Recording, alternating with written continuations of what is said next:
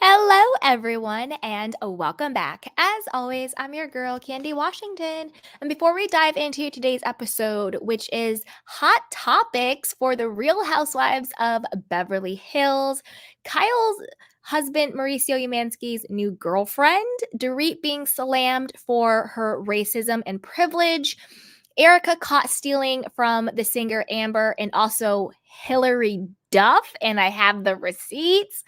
And then we'll also get into Erika versus Denise is talking about somebody's child crossing the line. So before we dive in, go ahead and like, subscribe, and share. So with that, let's go. So first up, let's talk about Mauricio Umansky and his new alleged girlfriend. So this is from People magazine. It says Mauricio Umansky is getting to know designer Alexandria Wolf amid separation from Kyle Richards. Umansky, whose separation from the Real Housewives of Beverly Hills star was announced in July, recently jetted off to Aspen, where he was photographed out and about with Wolf.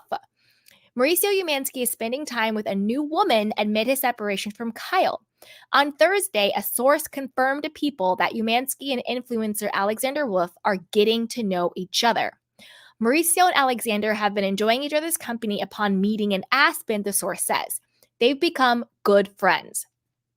Side note, people love to use that word, good friends, when they're talking about an alleged romantic interest. Don't forget, Kyle and Morgan are allegedly, quote, really good friends. Wink, wink, nudge, nudge. Okay. Now, Alexandra, who is 31 years old, mind you, that is actually older than Morgan. So Kyle is 54.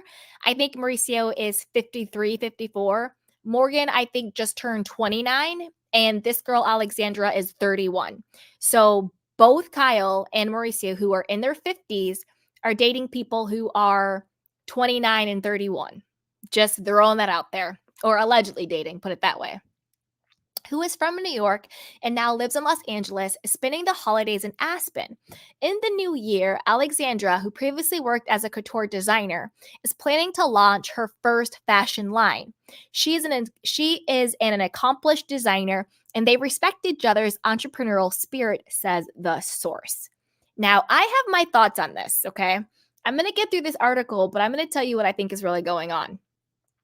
Mauricio, meanwhile, separated from 54-year-old Real Housewives of Beverly Hills star in July after tying the knot in 1996. However, following the news, the 53-year-old real estate mogul denied rumors of a divorce. This week, Kyle and Mauricio posted vacation photos from separate locations. On Tuesday, the Halloween actress limited the comments on her Instagram account and uploaded a photo of herself in Punta Mita, Mexico, standing on the beach smiling as she watched the sunset. Since then, she has turned off her comments completely. Now, Kyle is in Mexico with Faye Resnick. Mauricio is in Aspen doing the absolute most with these, influencer YouTubers. And if you want to know what they're doing, here it is. They are in Aspen, living their best lives, doing photo and content shoots. These influencers, Layla Pons and this Alexander girl, Alex, they're out here in towels and champagne and taking photos, and he's the videographer.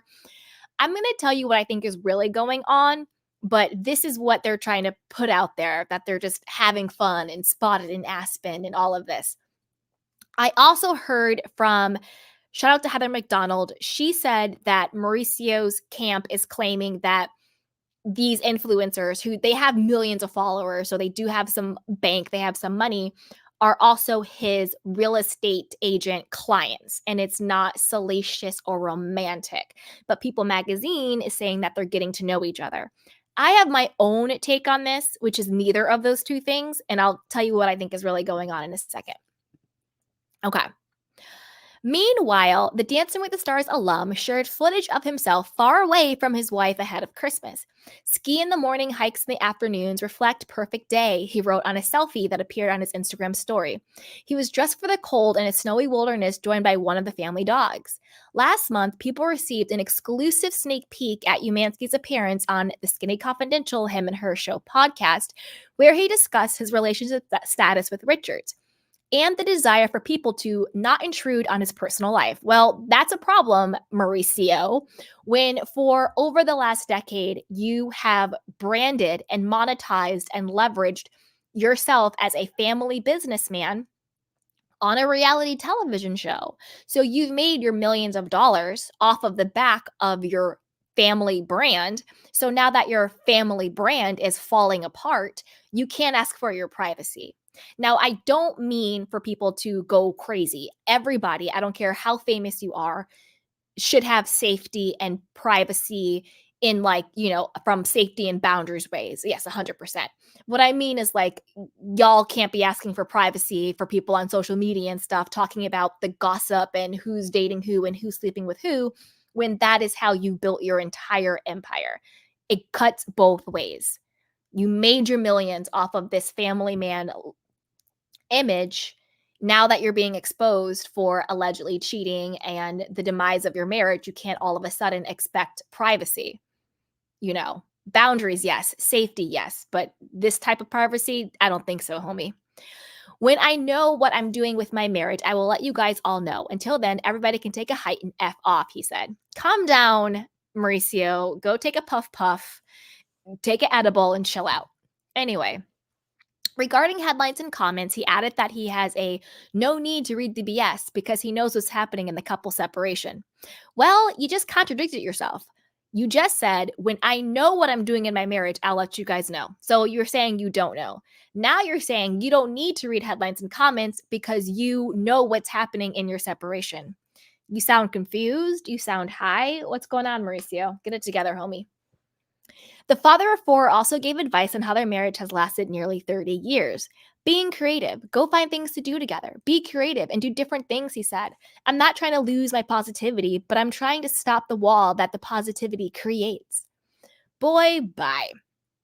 Anyway, the article goes on to talk about them. Now, this is what I actually think is going on. And I want to know what you guys think. Put it down below. I think this whole situation with Mauricio and this Alexander girl and Leila Pons, I think this is one big PR campaign. I think that both of their teams got together, very, very similar to Morgan and Kyle.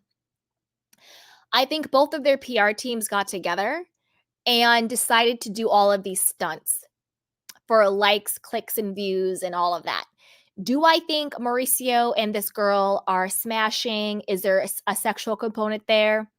You know what? Maybe, maybe not. Maybe he's like, hey, whatever, I can do what I want. Maybe she's like happy and willing to do it. Sure. But I think the way all of these people got together, I think at the very back end, it's a business deal because all of these sound like sponsored posts. He says, some fun shenanigans about to occur. You'll have to, and he literally says this. Mauricio, 53-year-old Mauricio, says, some fun shenanigans about to occur. You'll have to go to their gram to see what they are up to. And then he tags the two of them in the post. This is a sponsored post. It's just a hashtag ad, hashtag partnership, hashtag sponsored content. You see what I'm saying? I really think that this is all a back-end business deal. Not to mention in the People magazine, all of a sudden, this girl, Alexandra Wolf, who for all intents and purposes is an influencer, but now she's being positioned as a fashion designer. And in the new year, she's launching her first couture fashion line. My Nene voice, which I love to use, do we think it's a coincidence? A coincidence that this influencer is now trying to launch a career as a fashion designer, is all of a sudden hanging out with Mauricio Umansky, and they are tagging each other and telling people to go visit each other's grams now that she has a new project that she wants to launch. I don't think it's a coincidence. Okay? And they're like, oh, shout out to our filmer, our videographer, because he was taking the film of our content. We had the best video maker, tag at Umansky 18. Now, I work and I I have done a lot of social media influence, more so in the past, not so much this past year. I took a big break. And when I tell you these are sponsored posts, these are sponsored posts. I think that, again, in my opinion, because I don't want anybody coming to sue me, this is just my opinion. I think that their camps got together for PR. I think Mauricio wanted some type of like, big up or whatever when it came to him sort of being embarrassed in the public eye by Kyle running around with Morgan. And I think that these two ladies probably have the same, team, whether they're their agents or publicists, and they probably have projects like mentioned in the People article that they're launching. And even though these two influencers have millions and millions of followers, they're still going to want to tap into that Bravo audience. I don't care if you have 100 million followers, you want 200 million followers.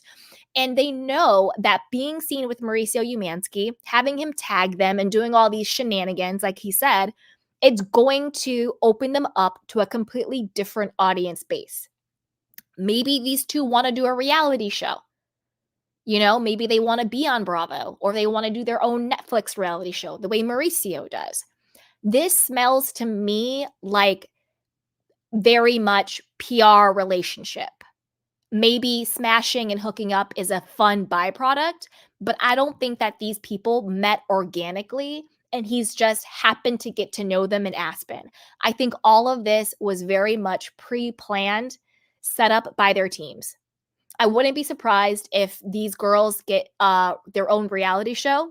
I wouldn't be surprised if Mauricio might be producing it or something like that. The same exact way that Kyle is doing a documentary on Morgan. That, the same way that Morgan, in my opinion, her team clearly wanted to tap into a completely new audience with Bravo. Because these girls may be influencers, millions of followers, but the Bravo world were not talking about these girls until they partnered with Mauricio. So I think this is nothing but a PR type setup situation. It just so happens that there's all of these paparazzis in Aspen. You know what I mean? It just so happens the paparazzi are there. It just so happens that these two influencers with millions of followers and fashion lines are hanging out with a 53-year-old about to be divorcee dude. Come on. These girls are 31 and 30 years old. They just so happen to bump into Mauricio. This is nothing but a PR stunt. Nothing but a PR stunt. And literally, they should got somebody else to write these captions. He literally says, some fun shenanigans about to occur. You'll have to go to their gram to see what they're up to. If that doesn't sound like a TikTok, Instagram sponsored post, I don't know what is. Do you think Mauricio in his entire life has ever said the word shenanigans? Do you think Mauricio in his entire life has ever referred to Instagram as the gram? His intern, his assistant wrote that caption, trying to sound cool. You see what I'm saying? I think that he's trying to tap into their influencer space, all of the girlies that follow them. And I think that they are trying to tap into the Bravo space / even Netflix space. Because don't forget, Mauricio has buying Beverly Hills on Netflix. This is nothing but a PR relationship. It's as real as Taylor Swift and Travis Kelce. That's what I think. They might be hooking up because you know what? Like, they're young, they're hot, whatever. Get it where as long as it's safe and it's consensual, knock yourself out. I really don't care about that. Live your life. As long as it's safe and consensual, have fun, boo-boo. But all of this stunts, get out of here. And this is a hot take. I actually think, and it takes a lot for me to feel bad for Mauricio because he's such a fraudster, in my opinion. But this is a hot take. I actually think Mauricio is sad. I think that he wants his marriage back. I think he wants the Kyle that he knew before back. I don't think he wants to get divorced. And I think that he is sad. I think he's sad. I think all of this stuff is very performative. I think there's probably a contract in place. But I think if you actually look at his face, I think he's actually sad. Because I don't care how you slice it, the demise and you know, we clown Kyle all the time and we clown Mauricio all in good fun. But at the end of the day, from like a human perspective, when you have shared 27 years of your life with someone, good or bad, you have children with this person, you have business with this person, there is a grief to losing that. There is a sadness to the demise of that. I stand by the fact that I don't think they'll actually get divorced. I give it 3 to 6 months before they reconcile.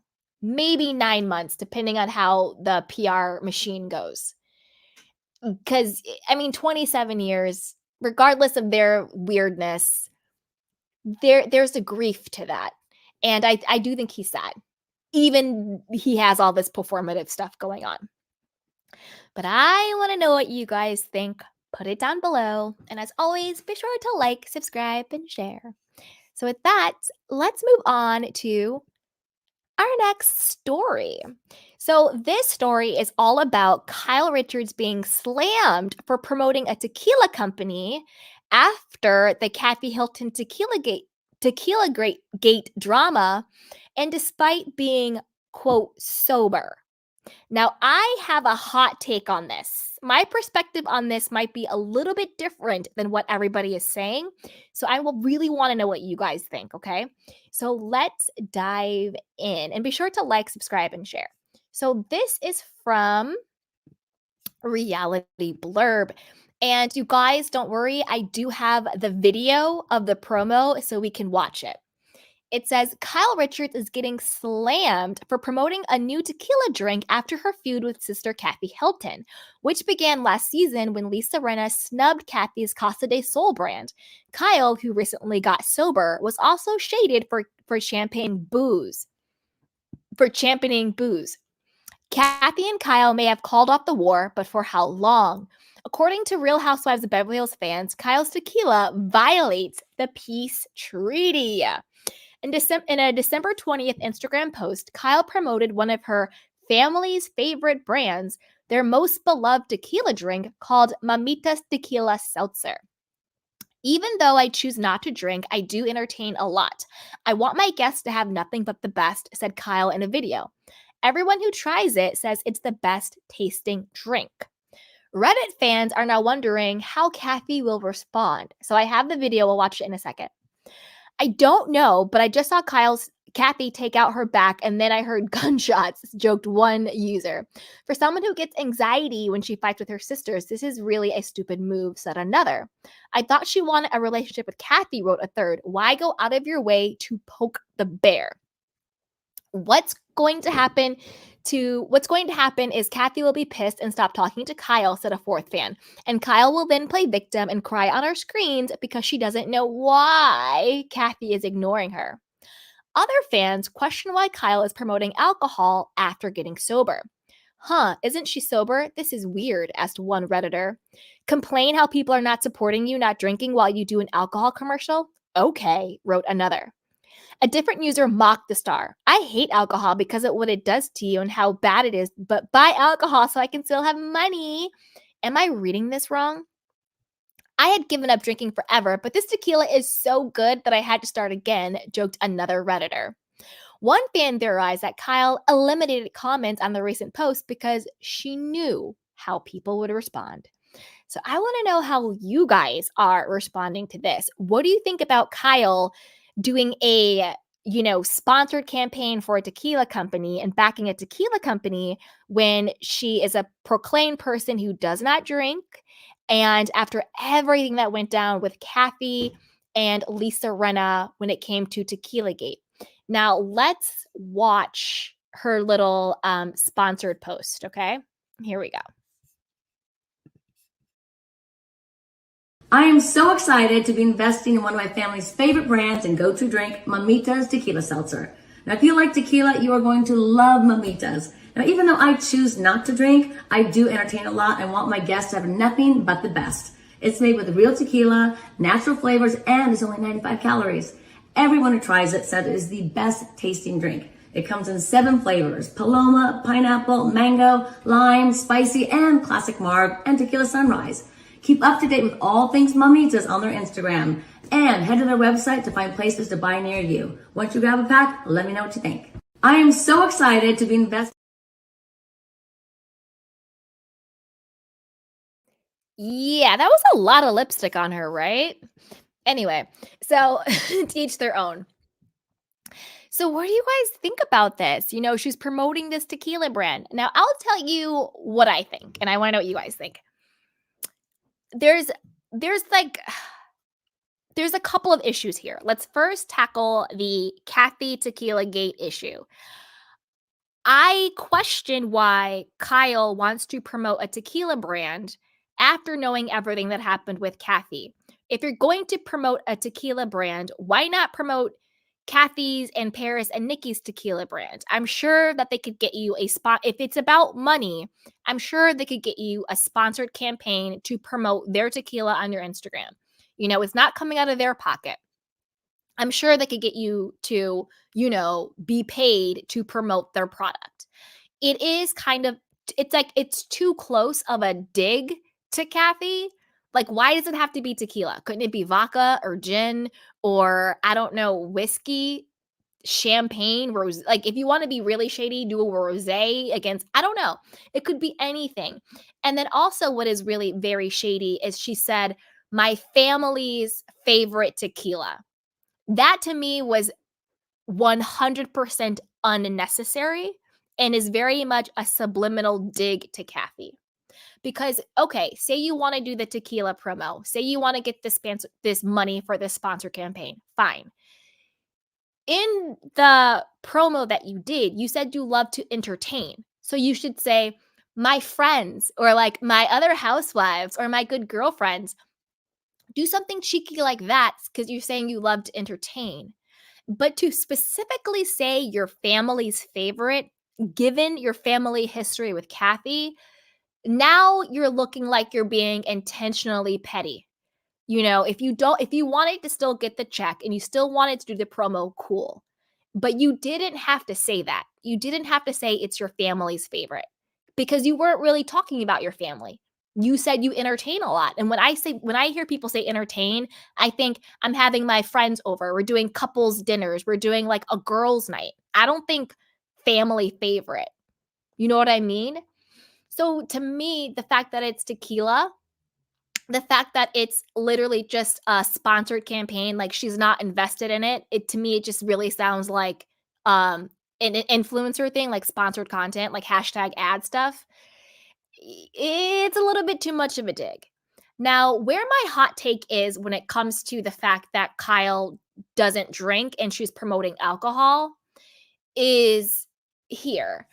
I do think that there is a difference between someone who doesn't drink versus someone who is sober.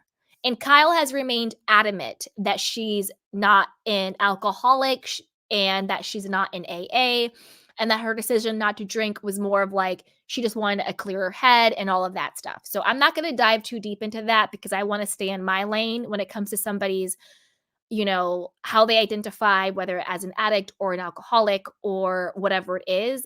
It's not my place to label or diagnose or call people anything. So I do think that there is a difference between people who choose not to drink versus someone who says, I identify as an alcoholic and I am sober. And I think it's okay for someone who just doesn't drink to still, serve alcohol and promote things if it's for a paycheck. So because I am not a big drinker and I haven't drank for a long time. I would not call myself sober. I just am choosing not to drink. Not like in a Kyle way, but just in like I just don't have the taste for it. So I get that point. But where it becomes sticky is because Kyle personality is just so hypocritical, where it becomes sticky to understand the nuance of someone being sober versus someone who doesn't drink. But when it comes to Kyle, because she has shamed Sutton, because she has outed her own sister, because she gets so triggered and bothered when somebody simply asks her a question about, well, why did you decide not to drink? You know, it muddies the waters and it makes it really hard to then say, oh yeah, Kyle, it's totally cool for you to promote alcohol because you're so chill about the topic. Season 1, you called your own sister an alcoholic. You outed her addiction on national camera. Then on national TV on camera. Then you keep talking about Sutton, talking about how is this your 5th drink and blah, blah, blah, blah, trying to basically call her a drunk and an alcoholic. Then you got a little ding dong Dorit to carry your bone. And Dorit's talking about, oh, does Sutton put vodka in her coffee in the morning? So then it's hard to support Kyle when she's doing these sponsored posts promoting alcohol, when she's been so hypocritical and shady when it comes to the conversation of alcohol and how other people's relationship to alcohol. So I'm confused. Are times this tough where Kyle really needed this sponsored paycheck? Last I checked, I thought that Kyle and Mauricio are worth $100 million. No prenup. That's why they're not getting divorced. The $100 million, no prenup. Are times that tough where you couldn't just say, you know what? Maybe it's not the best look to do a sponsored post on Instagram for a tequila brand, given my sister's history and my own current situation with my relationship to alcohol. Maybe I could pass up this sponsored post. I don't know. It's weird. It's very weird. But I want to know what you guys think. Do you think this is a not so subliminal, overt jab at Kathy promoting tequila and saying it's her family's favorite? And do you think it's hypocritical for her to be promoting alcohol when she is so triggered by the conversation and when she herself has been insensitive to other people's relationship with alcohol? Put it down below. Let me know what you guys think. Da-da-da. All right. Now let's move on to our next story. So this one is all about Dorit Kemsley, whose privilege is showing, and she is doubling down on her racism. She is doubling down on her privilege, and it's really sick. But I have a surprise for you guys. I do. I have a video surprise for you guys regarding Miss Dorit Kemsley and how she has treated Garcelle.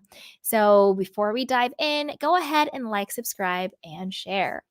So this is from Reality Blurb, and I have the receipts. I have screenshots of Dorit's post, and then I also have a video of, I'll tell you the surprise now. I have a video of Dorit's original, one of Dorit's original faces and her original voice. So Dorit wants to be in her bubble. Well, I'm going to burst your bubble, Dorit, and I'm going to show a resurfaced video of Dorit's original voice. We'll get there, you guys. We'll get there. So here we go. Fans are slamming Dorit Kemsley over a controversial post about living in her bubble, which came after Garcelle Blvd called her out her bubble of privilege on Real Housewives of Beverly Hills. In the latest episode, Dorit spotlighted Sutton Strack's makeout session with her driver, but when Garcelle accused Dorit of trying to embarrass Sutton, Dorit claimed Garcelle was attacking her. During a confessional, Garcelle suggested that Dorit doesn't live in a woke world, but rather in a bubble. Dorit said, "Happily living in my bubble," declared Dorit in a caption of a December 20th Instagram post alongside a photo of her in a shirt that read 90s supermodel. Okay, I come with the receipts. So let's look at it. So this is Dorit's post where she said happily living in her bubble. So this chick is non-apologetic and is doubling down on being in her bubble of privilege. Now, this is what some of people on Reddit had to say. They said you can live in your bubble all you want, but using language like attack because a Black woman says something to you you don't like is very damaging. And I definitely feel like you in your privilege bubble know this. You were definitely trying to embarrass and use that makeout session against Sutton Strack. Added another. A third viewer asked Dorit to educate herself on white privilege, racism, and microaggressions, and they said that she's embarrassing herself. A fourth fan, and this is my favorite clapback, pointed out how Dorit is wearing a 90s supermodel shirt while Garcelle actually was a 90s supermodel. Take that, chick. Dun dun dun. Okay, there's a little bit more I want to show you guys. Okay, one sec. So the caption, that's right. This caption shows your naivete, and anyone who doesn't understand where Garcelle is coming from is uneducated as well. Boom.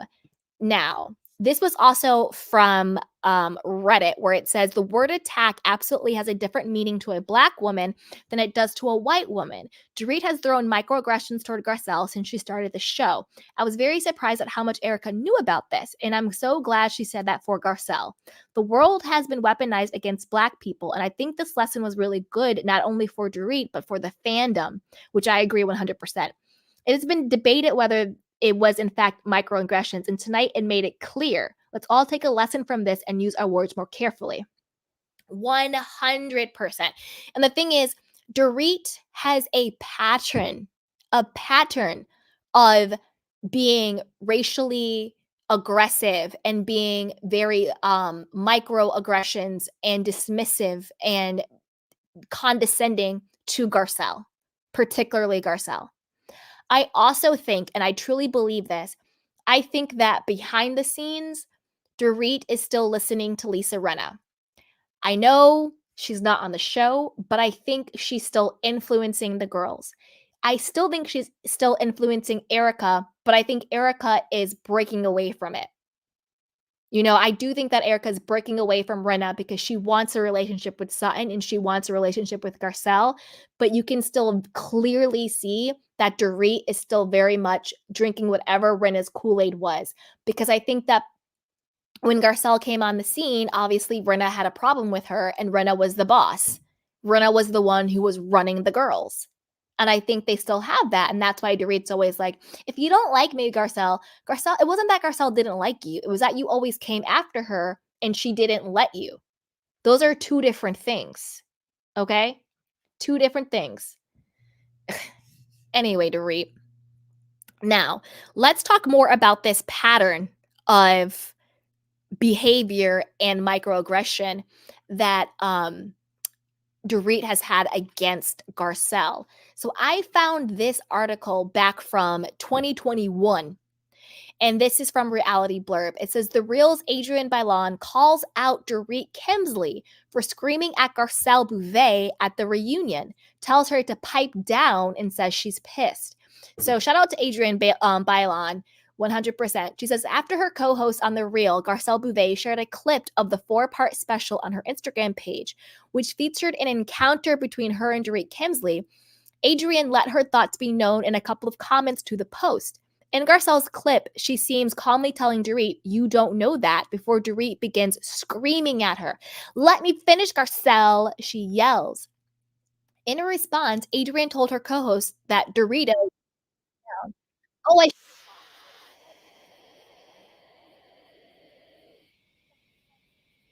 in the morning. I'm choosing violence today after watching this damn clip. I'm pissed, Adrienne wrote in her first message to Garcelle.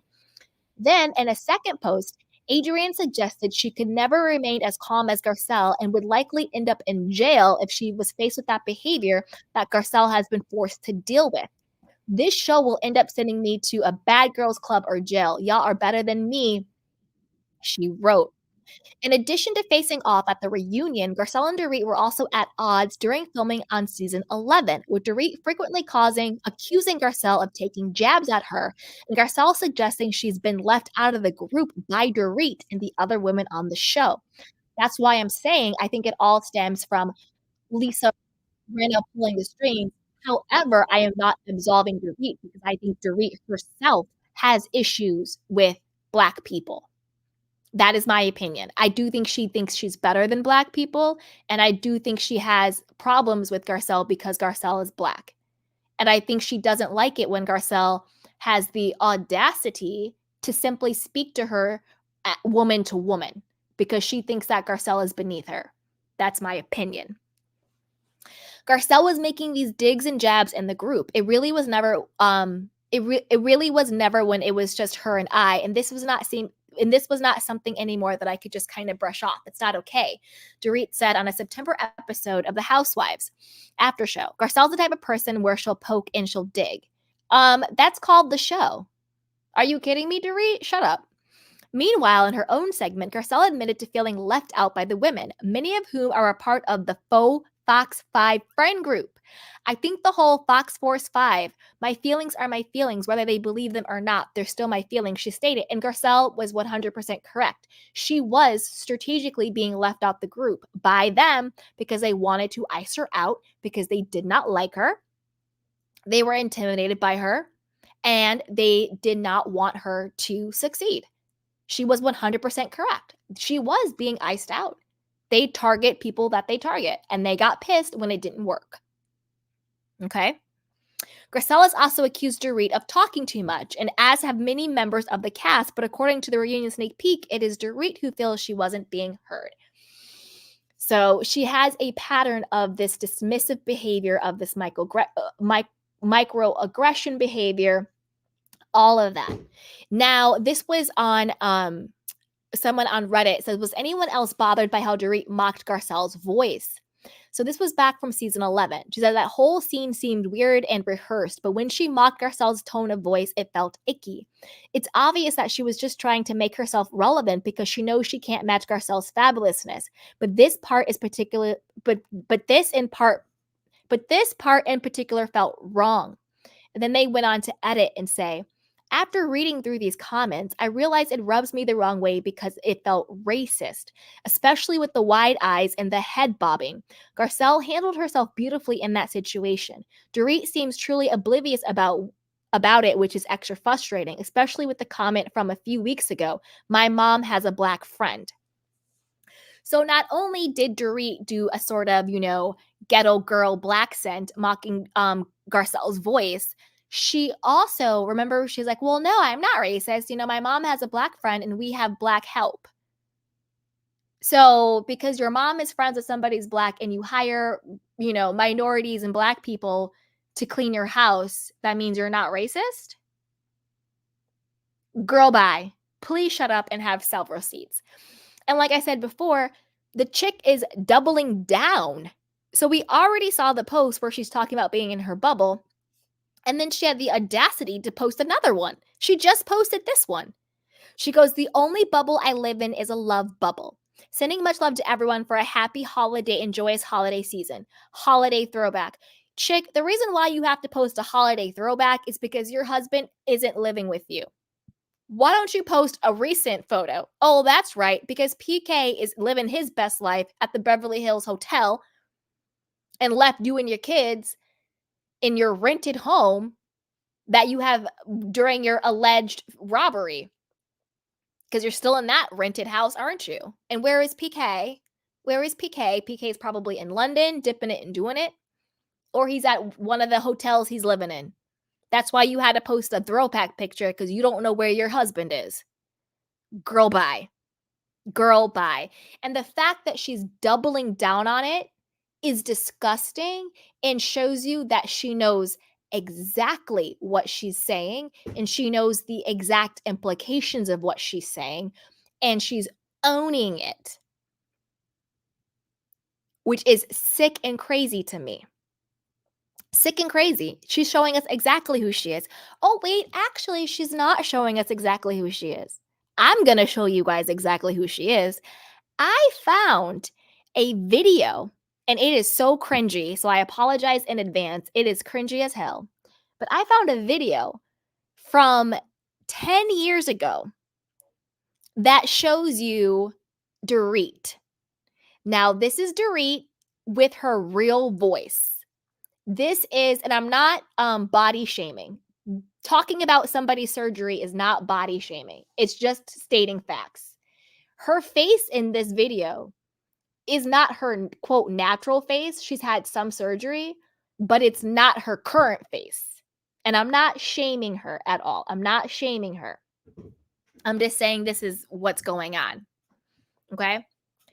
So let's watch and let me know, do you recognize this Dorit, her voice, face? And I'm not shaming her. If you want to do a nip and tuck, knock yourself out. But just watch, okay? Here we go.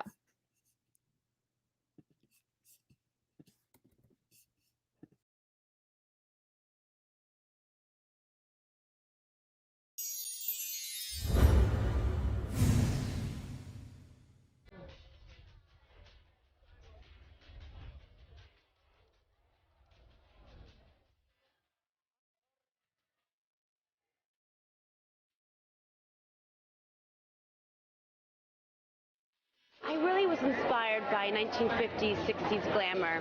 It's classic, it's timeless, and I wanted to put a modern twist on it.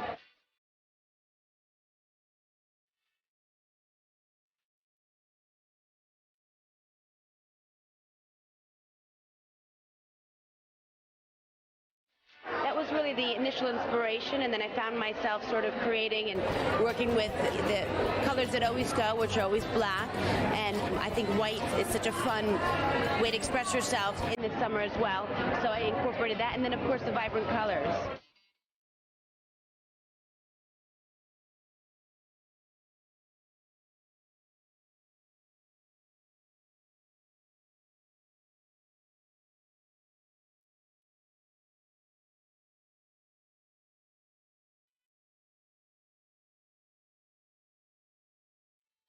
We do bandeaus and a lot of construction, and we've introduced Brazilian cuts this season. There was a lot of requests for that, and then the high-waisted, so there's really a lot to choose from.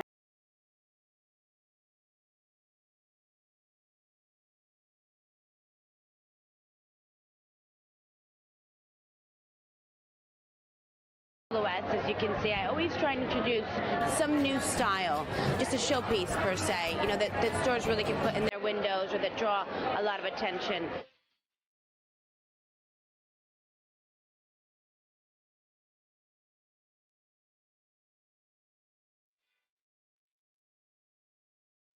I really want them to regard as quality, great fit, always ahead or with the fashion, trendsetter, if you will, and know that I care as much about them as they will about the suits.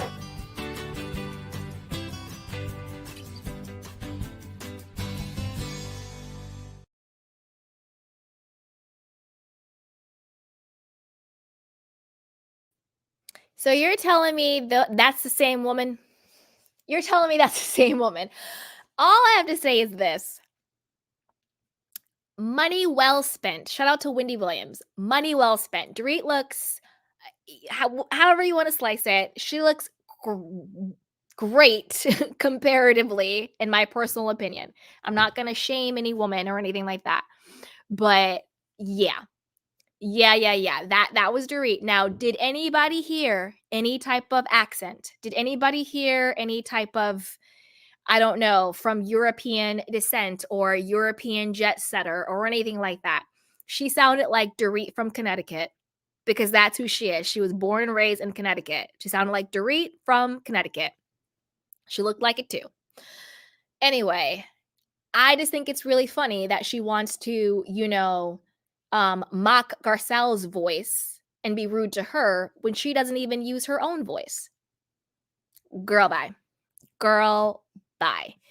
I want to know what you guys think. Do you think that Dorit has, gone overboard with the way she's treated Garcelle? You guys know how I feel. I do. I feel like she has been very consistently disrespectful, consistent with her microaggressions and disrespect, and she's taking no accountability, and instead she's doubling down on it by posting multiple social media posts about living in her bubble. Girl, bye. So I want to know what you guys think. So be sure to like, subscribe, and share. So with that, let's move on to our next story. So this is all about Erika Jane being outed for a different type of fraud. This time, it's not a Ponzi scheme. This time, it's not stealing from innocent victims, orphans, widows, and other people. This time, Erika is stealing from a singer named Amber. And surprisingly, she is also stealing from Hilary Duff. I'm going to show it. I found the clip. I'm going to show it. So let's first start out with her being accused of lip singing from the singer Amber. So this is from Radar Online. And you guys, you know I come with the receipts, so I have the clip. It says Erika Jane is facing some scrutiny after singer Amber, known as one of the Queens of Pride, accused the Real Housewives of Beverly Hills star of lip singing her hit and using her vocals. Now, it's one thing to lip sing and she's using her vocals. That to me sounds like you need to sue for copyright. You know, gotta sue for copyright. Anyway. Jane, a reality star by day and performer by night, kicked off her Bet It All on Blonde show at the House of Blues inside the Mandalay Bay in Las Vegas a few months ago. However, not everyone is on board with her residency. Amber's hits include This Is Your Night, If You Could Read My Mind, and Sexual La-Di-Di. And she didn't seem to appreciate when she caught wind that Jane was using one of her songs in the show. Amber not only took issue with Jane using her music, but the Dutch-German singer also accused the Blvd of trying to play her vocals off as her own. So this is some like Milli Vanilli type situation, you know? Amber, whose real name is Marie Claire Cremers, unloaded on Jane via social media on Tuesday. She said, "So, today I was sent this clip here, and just like Karen Kaser from The Real McCoy had the nerve to lip sync to my track in original vocals when she was on the road with them and act like it was all her, so does this one apparently," the lengthy post began. Amber claimed she thought Jane was a drag queen at first glance.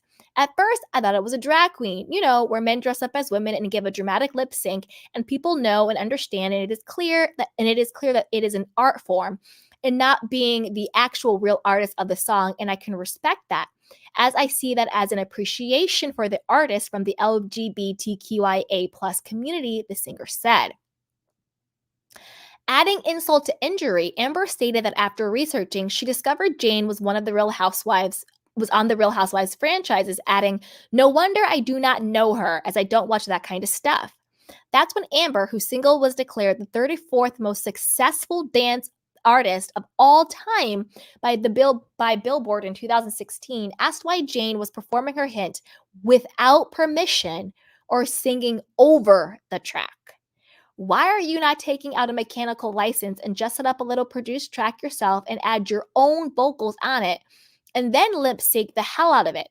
If you must lip sync, otherwise go live, girl, without having to act like my vocals are all yours," Amber continued while tagging Jane in the post. So basically, this is what's going on. Amber is accusing Erika Jane of lip singing and stealing her songs, profiting from it without permission. She did not get a mechanical license to use her music, and she's passing off her vocals as her own. So let's watch the let me see if I have it. So wait, that one's Amber. Okay, yeah, I got it. So let's watch the clip in question, okay? Here we go.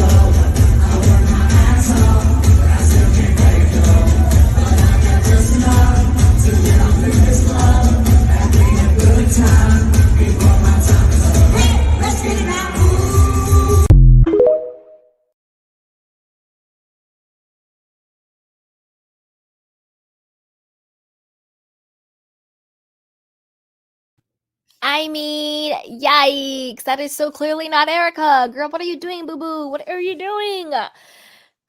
So, yeah, I'm happy that Amber called her out because if you're going to use her song and her vocals, you need to pay her residuals. We all know how that works. When you use somebody's likeness, when you use somebody's images or photos or voice or whatever the case may be, and it's copyrighted, that person gets the residuals.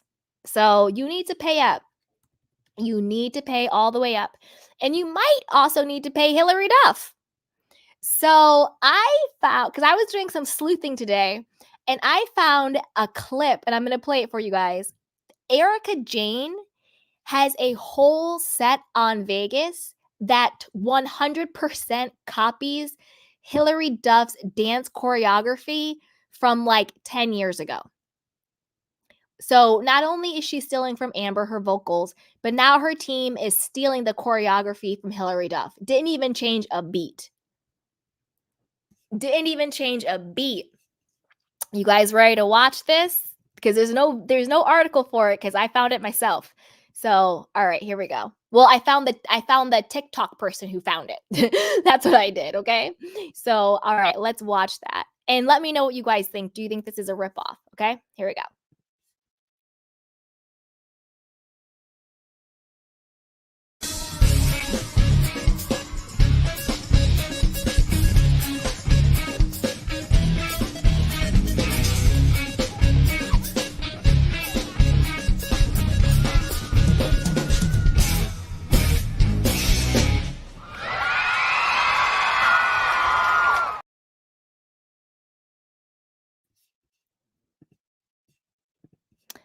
Okay, so I know that might have been tough to see, but behind it was Hilary Duff performing on the Today Show or America's Good Morning America, one of those shows.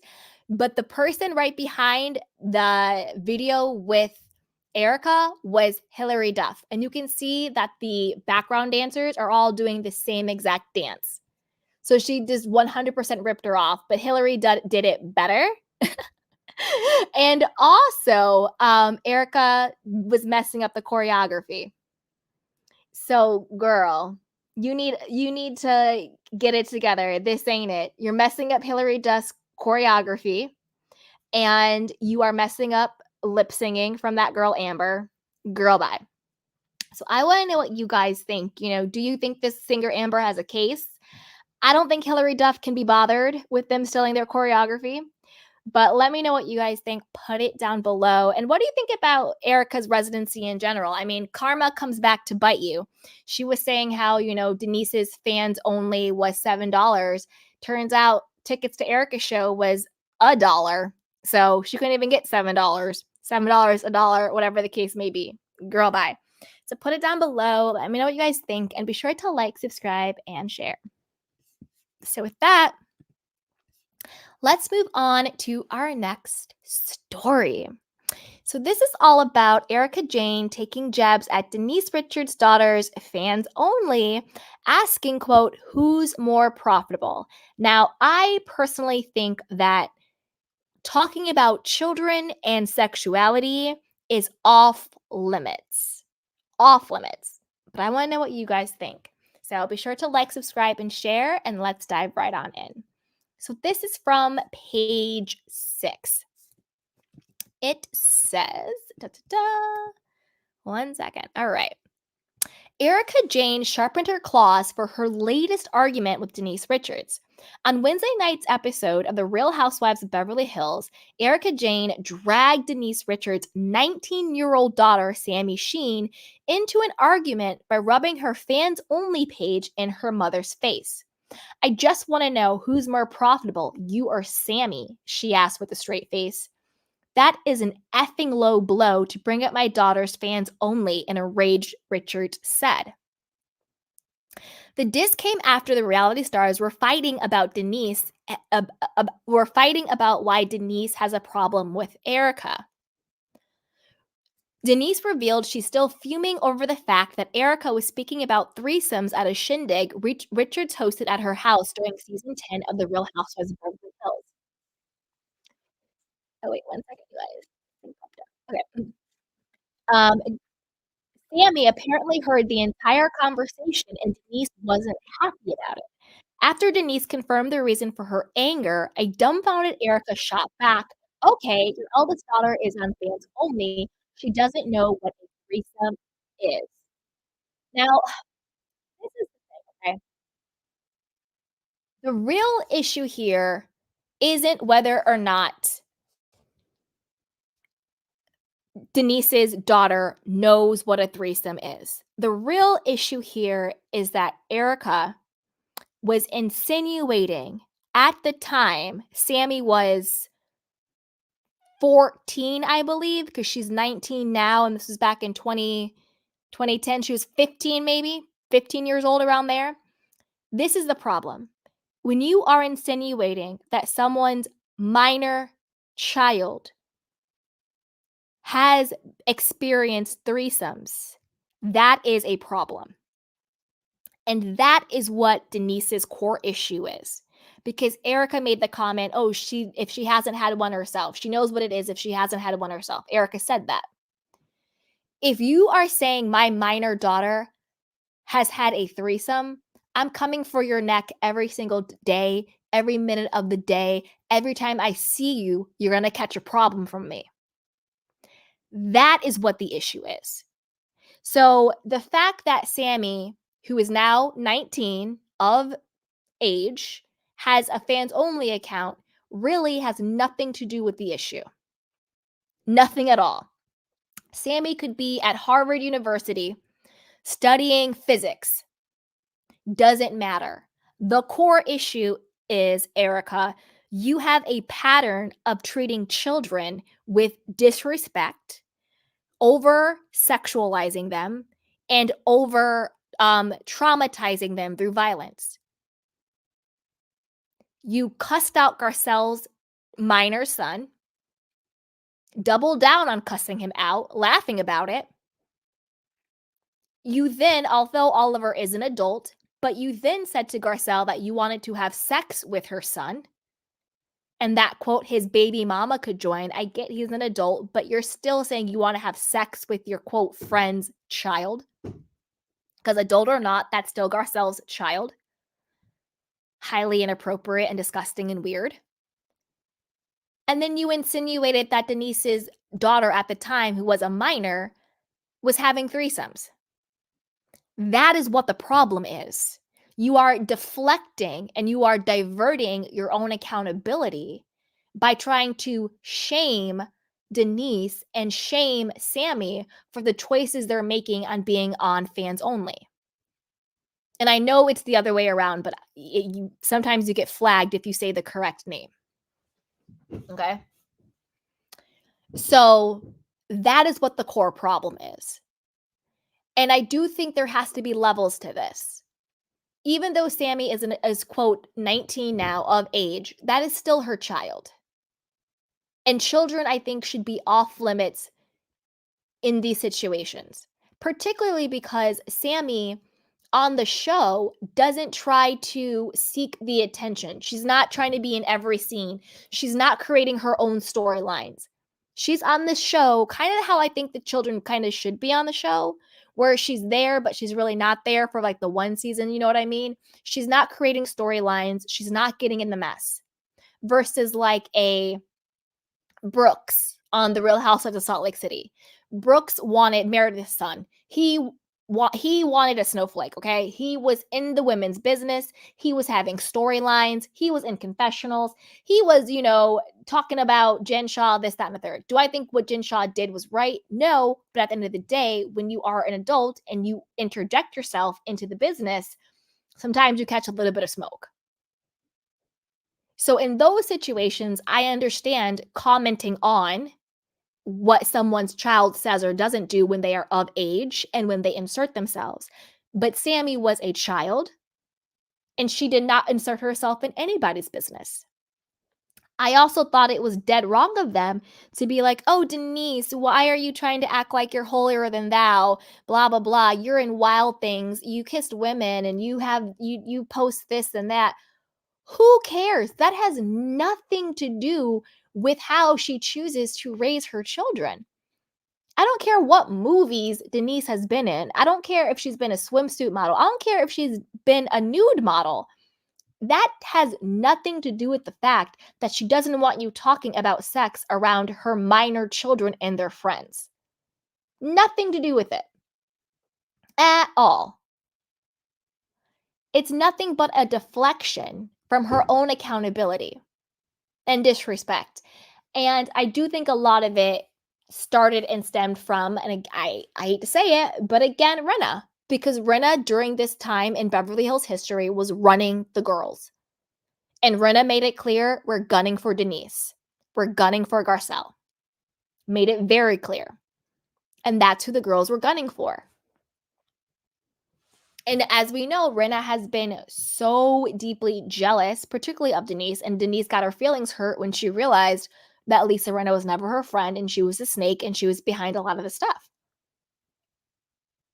You know, do I think that Erika herself found out about Denise Richards' fans only account? No, I think Lisa Rinna told her. I think that Erika called her boss, Lisa Rinna, right after the show, right after she talked to Denise. And she was like, oh, well, girl, you should bring this up and bring that up and bring this up. That's what I think. And I will say that I was, and I'll say this when we do the review of the episode. We'll do that in a different live because this one's a little long right now. We'll do that in a different live. But I was deeply disappointed in Sutton primarily, and then also kind of Garcelle too. Because I felt like Garcelle didn't have Denise's back the way she really should have had it. And then I also think that like I didn't like Sutton when she was looking up Denise's fans only and being like, oh, I'm gonna, give her the $7. So I don't want to see that, and kind of laughing with her hair and makeup people. Like, I didn't like that. They're like, for a cup of coffee, you can don't become a mean girl. Don't become like them. It's like you want people to respect you. So show that same respect. Like, don't become a mean girl because you want to be cool with Erika. And I really didn't like that. So I was kind of looking at Sutton and Garcelle a little bit differently. Like, don't switch up your energy because you want to be cool with Erika. Like, don't do it, boo-boo. Like Garcelle, you didn't like it when people talked about you being in Playboy. So don't try and shame Denise and her daughter for doing fans only. That's not right. And Sutton, I don't know what Sutton's doing, but I didn't like it. It rubbed me the wrong way. Like, don't become mean girls to try and be cool with Erika Jane. That's the wrong road. That is the wrong road to take.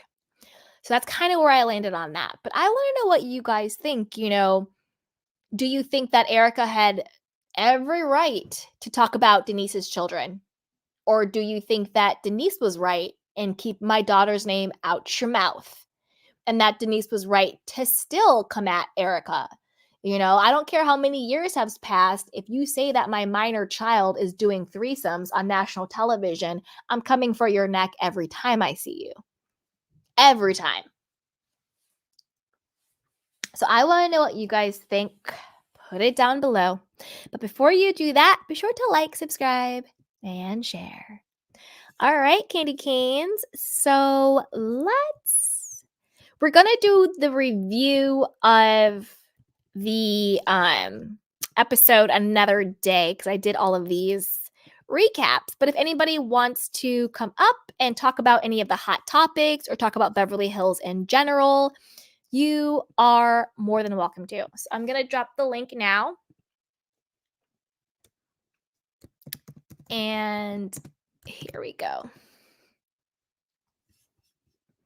Okay, so Adam says, okay, Candy, I have to disagree with you. Sammy Louie says on her profile, play with me. Sorry, that's selling a service. If you don't want the questions, then behave. Well, Adam, I love you, but I have to disagree with you. A person is allowed to sell any service they want, whether it is sexual or not, and that is fine. The issue isn't whether or not Sammy is on fans only. The issue is that Erika, at the time when Sammy was a minor child, said that she was having threesomes. That is what the issue is. Sammy could be on Fans Only all day long. Sammy could be a Harvard student. Sammy could work at Walmart. Sammy could work at a law firm. Doesn't matter what Sammy's doing. Sammy is allowed to live her life the way she chooses to do it. That's not the issue. The issue is when she was a minor child, Erika said she was having threesomes. That's crossing a line. That is what the issue is. So I gotta disagree with you on that one. All right. Hey, allergy Curve, you want to share? Hey, what's good, Candy Washington? I am so glad you are talking about this because I was like feeling the same way. What are we starting with? I'm sorry. Oh, anyone. You tell me. Okay, girl, the freaking no panty wearing Erika Jane. Okay. How dare she bring up another mother's child, regardless of age? Yep. Because we can't even mention she has a son without her veins popping out of her neck and eyeballs. That part. Because remember when she went after Eileen in Amsterdam? Yeah. Don't you dare. And her son's 30 years old. 30 years old. Having a temper tantrum because Eileen just mentioned something about his career. You have a son. And she went crazy. Don't you ever talk about my child. And still don't like Eileen because of it to this day. To this day, exactly. It's but Denise can't bring up what she said about her minor daughter.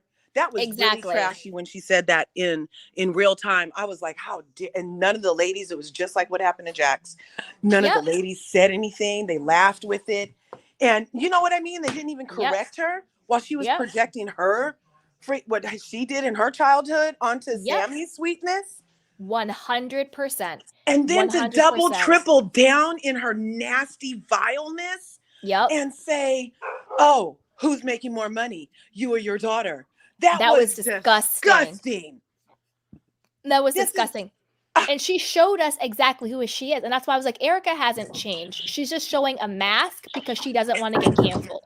Right. And so when she said, you don't think I'm going to go as low as I possibly can? That's who she is. I was like, and there she is. There she is. And there she All is. this I gave up arguing for Lent.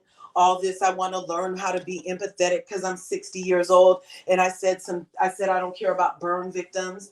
All of this trying to pretend to be nice and, oh, can we be friends, and hanging out with Sutton and Garcelle, laughing, is all a lie. It's all a lie.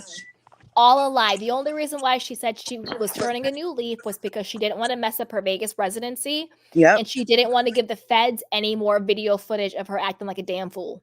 Right. That part. Like literally on TV, not giving an F, keeping the earrings. They're mine. I'm not giving them back. And and none of the ladies took up for Denise. And that's why I was saying I was disappointed in them. I was like, hello, can we clock in Sutton? Can we clock in Garcelle? Like, what the hell? That was, I was so, I'm a Garcelle lover. I was so disappointed in Garcelle. Me too. To bring that woman, to be the driver, to bring her friend to get ate up by these cows. I was so mad and not say anything. Yep. But I agree. I kind of appreciate that they let each other fight their own battles, and until Dorit decides to chime in for whatever, or I kind of appreciate it, but I also wish in that moment somebody would have said, whoa, Erika, that is disgusting. How dare you? And after Jax, and then reference Jax. Like, this is a pattern. This is a full pattern. 100%. And that's the thing. Garcelle was like, I wish, somebody stepped in for, my son and for Jax, and you laughed and blah, blah, blah, blah, blah. Yeah. Well, you just sat there and did nothing. So it's like, okay, sweetheart, like, I love Garcelle too. I think she's fantastic. And I love Sutton. I think she's the queen of the show at this point, to be honest. Love her. But I thought the way they treated Denise around the Fans Only and with Erika, I thought it was really shady. And I didn't like how they were moving. Right. Nobody said anything. Not even the guests. Not even Crystal's other not 14 friends. I mean, I'm like, nobody. It was horrible. But Erika's digging her own grave. Look, I don't appreciate it, but she can have it. And then with Dorito and a racist slip. Always, I mean, just the over aggression that she's always had with Garcelle is an indication to me of how she moves with melanated people. 100%. And then top it with her statement, like you were mentioning, about how, oh, I like them because my mom has some that clean our house. Like, that is so. And then did the statement she released today literally say my little bubble? Yes. Oh. Yeah, it said it right here. She said, the only bubble I live in is a love bubble. Ah. Girl. She needs to get it together. I'm not sure what's going on with her and PK, even though it's unfortunate if he is pulling it. So she's basically a single mom over there in the house, huh? Yeah, that's why she said she wanted, like, they were getting separated and all that, because she didn't have any support, that he was always traveling and he was never home. And then all the stuff came out that he wasn't living at the house with her. He's living at, like, the Beverly Hills or the Beverly Hilton or Wilshire, you know, one of those hotels. And he was spotted not wearing his wedding ring. Oh, yes. It was all coming out that they have been basically separated for a long time. Oh, yes. That's why she had to do a throwback, holiday throwback. Why don't you have a holiday current? Right. Girl, it's 2 days before Christmas. You didn't get I think it might be Hanukkah too. You couldn't get a picture? Girl, bye. Girl, bye. Because he's not with you. He's with his probably other girlfriend that he had in his car when he got the DUI, allegedly. Right. I remember that. Because didn't somebody bring that up on the show about who was in the car with PK? Sutton. Love Sutton. I love that she made out with her driver. I love it. Too. I need to see the driver, to see who is making Sutton make out with them in the car. Like, I'm just like, who is this masked man? But I really appreciate her. Oh, and just side note real quick, I won't hold you forever. No, but Crystal, it is so awesome going from, she was like kind of like, where's Waldo? Like, you're like, oh yeah, there she is. And then she was like kind of a wallflower where you knew she was there and there's a flower on the wall, but she wasn't saying nothing. I love how she has everything to say in the confessional and out of the confessional. I love how she told Dorit, oh my God, I'm bored. I loved it. I loved it. Oh my goodness. I'm here for it. Anne-Marie, not a fan. Same. And I love that Dr. Nicole and our good Tiffany Moon both came out and corrected the nurse. Not the nurse. Yeah, isn't she a nurse? No, but I love the shade in correcting the nurse. Yeah, even Nicole said, I think in Nicole's response, she said, whether it's not about being a doctor or a nurse. Exactly. It was just funny. You're like, the nurse. I was like, yes. Yeah. I mean, she's just too much. Shout out to nurses. No disrespect. Yeah. And being cool with being an 8.5. A girl. The low self-esteem of it all. The gaslighting of it all. Did you already run her husband's response to his allegations? Yeah, we did a video on that on when he came out with it. The video. Yeah. YouTube. He's a lunatic. Lunatic. I think he even got fired from Fox News. Like, if you get fired from Fox News, oh my you have to be really tiki boom. That's hilarious. Anyway, I think that's all the people you talked about that I heard. Okay. And any happy other holidays. thoughts in general? Oh, you happy holidays to you too, sweetheart. Thank you. Hey, Kiki, you want to sound off?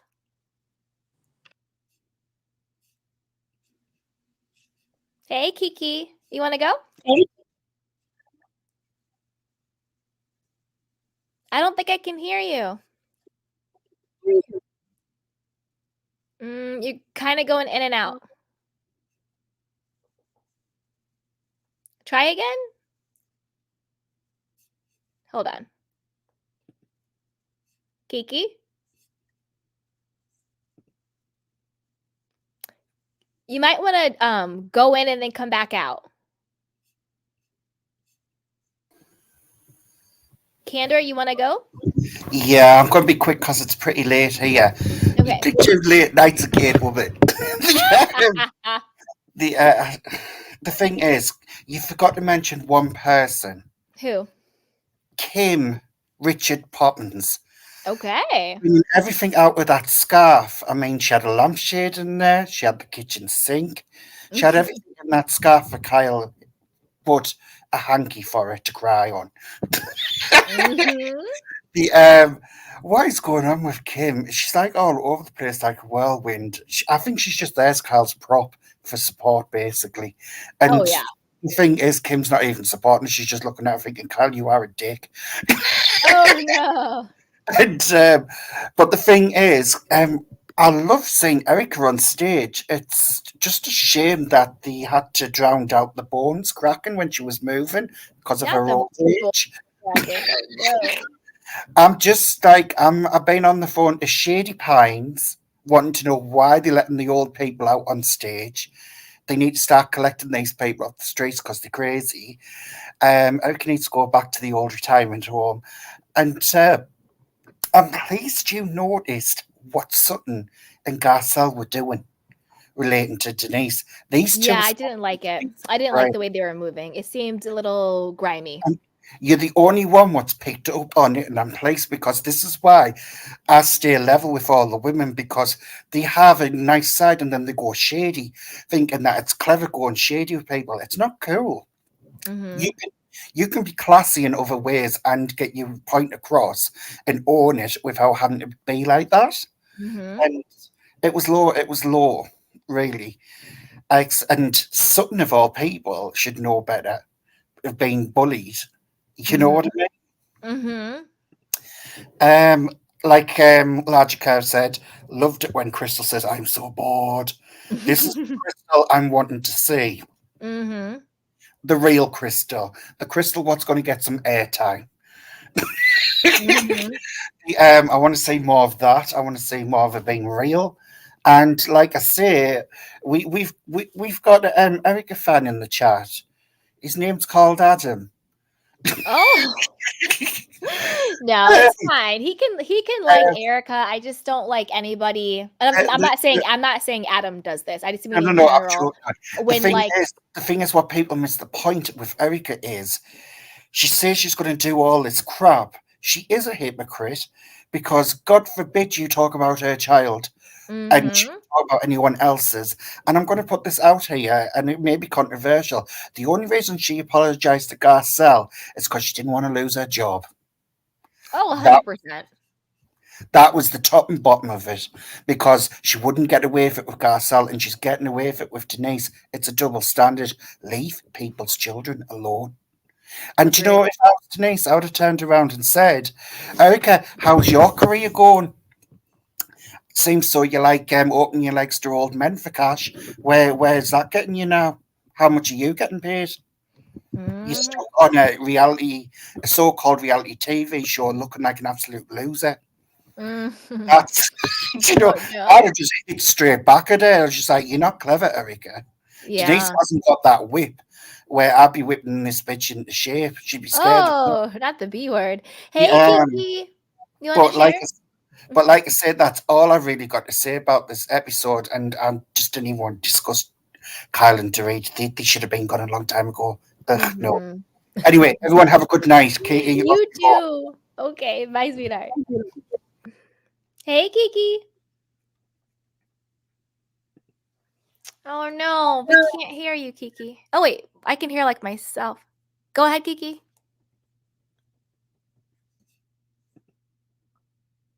Hello? Well, jump in when you can. All right, let's do some more questions. All right. So beautiful regret says she was prettier than she looks like today. Ooh. Queen says they don't they have 11 lenders for their home. Bloop. Christina says break everything is Dorit. Yikes, who is this? Adam says no shade, but I didn't know Pinocchio design closed. Oh, you guys. Bacchus says shaming Dorit is allowed. Oh no. Anna's laughing. Katie says Kyle is damaged goods. Any woman with no father figure is whoa messed up. Well, I don't know about that. Foxy says not much. Lavender says she looks better, but I think she went overboard with the lip filler. LOL. Candace says I don't know her. And it says how do you go from normal accent to that? Very, very true. All right, let's see some recent comments. Do, do, do, do, do. All right, I'm going to start here. Damn it, Donna says, so let's talk about her son. Bloop. Joe says, with Sutton laughing at fans only, I think it's very easy to go from uncomfortable laughing to judgmental laughing when in a group setting. People want to be in group laughing towards the outside. No, see, the thing is, I get the uncomfortable laughing like in the group setting. Where I felt some type of way about Sutton was when she was doing it on camera with her glam squad. When she's on the phone scrolling through Denise's fans only and being like, oh my God, I don't want to see that. That's right, $7. And her glam squad is like laughing. And then her person doing her makeup is like, oh, for the cost of a cup of coffee, I can see Denise, blah, blah, blah. Like, that was what I didn't like. Not so much like in the moment, but like, she didn't need to do that. You know, I don't like people shame other people. Hey, Natasha, you want to share? Hey, you know what's weird? Like, I feel like, I don't know, it's just very strange to see Erika on stage like that because she's performing in Vegas and she acts like she's a retired, like, world-renowned pop star. You know what I mean? Yeah, and she looks very And but she's literally crickety. not. She's like a bought and paid for. Most people don't even know who she is unless they watch Bravo. And it's just like weird. I don't know, it's so artificial and strange. And she definitely did go a little too hard on Denise. I didn't like that. It was weird. It was creepy. It was I don't know. I don't know what she's doing this season. It's very weird to me. It's like she's trying to be strategic, but it's like she has this other side that keeps sneaking out. And then her aggressive allying with Kyle, I don't know. It's very strange. Agreed. And oh yeah, Dorit, like that was just insane. I can't with Dorit. Like I really can't. She's definitely a classist and she has like she's a typical classist where she's like like classist Wait, hold on is one the second. great aunt to Wait, hold on one second. I have to address Adam. Adam, I love you, but no, sweetheart. He says, yes, but that's my point. Season 10 was wrong. My point, her asking the question is season 13 is a different story. No, it's not a different story because I agree with what Foxy said. Foxy says, but Denise had not seen Erika for a long time since she left the show. So I think it's okay that she brought it up with Erika now.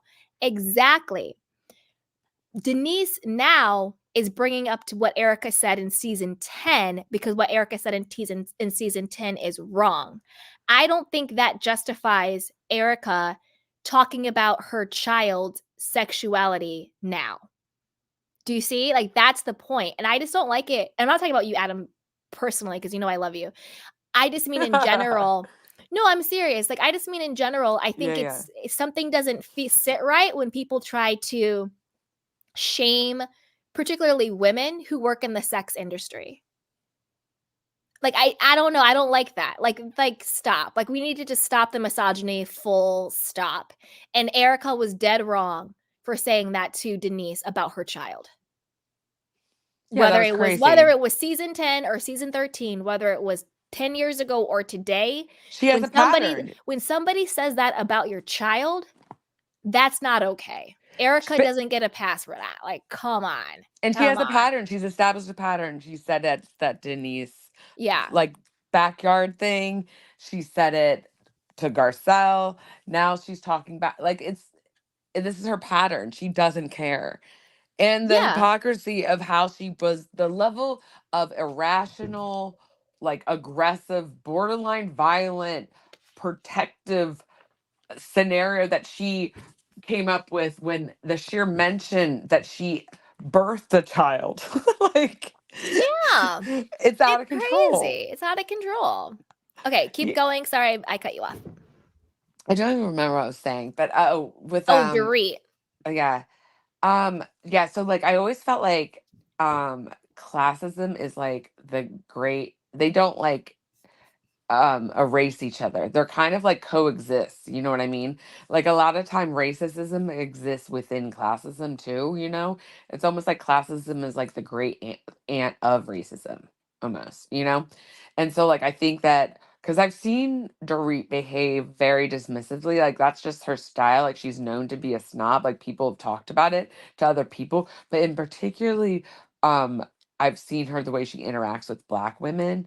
That's where you start to see the level of racism. And you know me, I don't like point that out stuff, but it's just so blazingly obvious.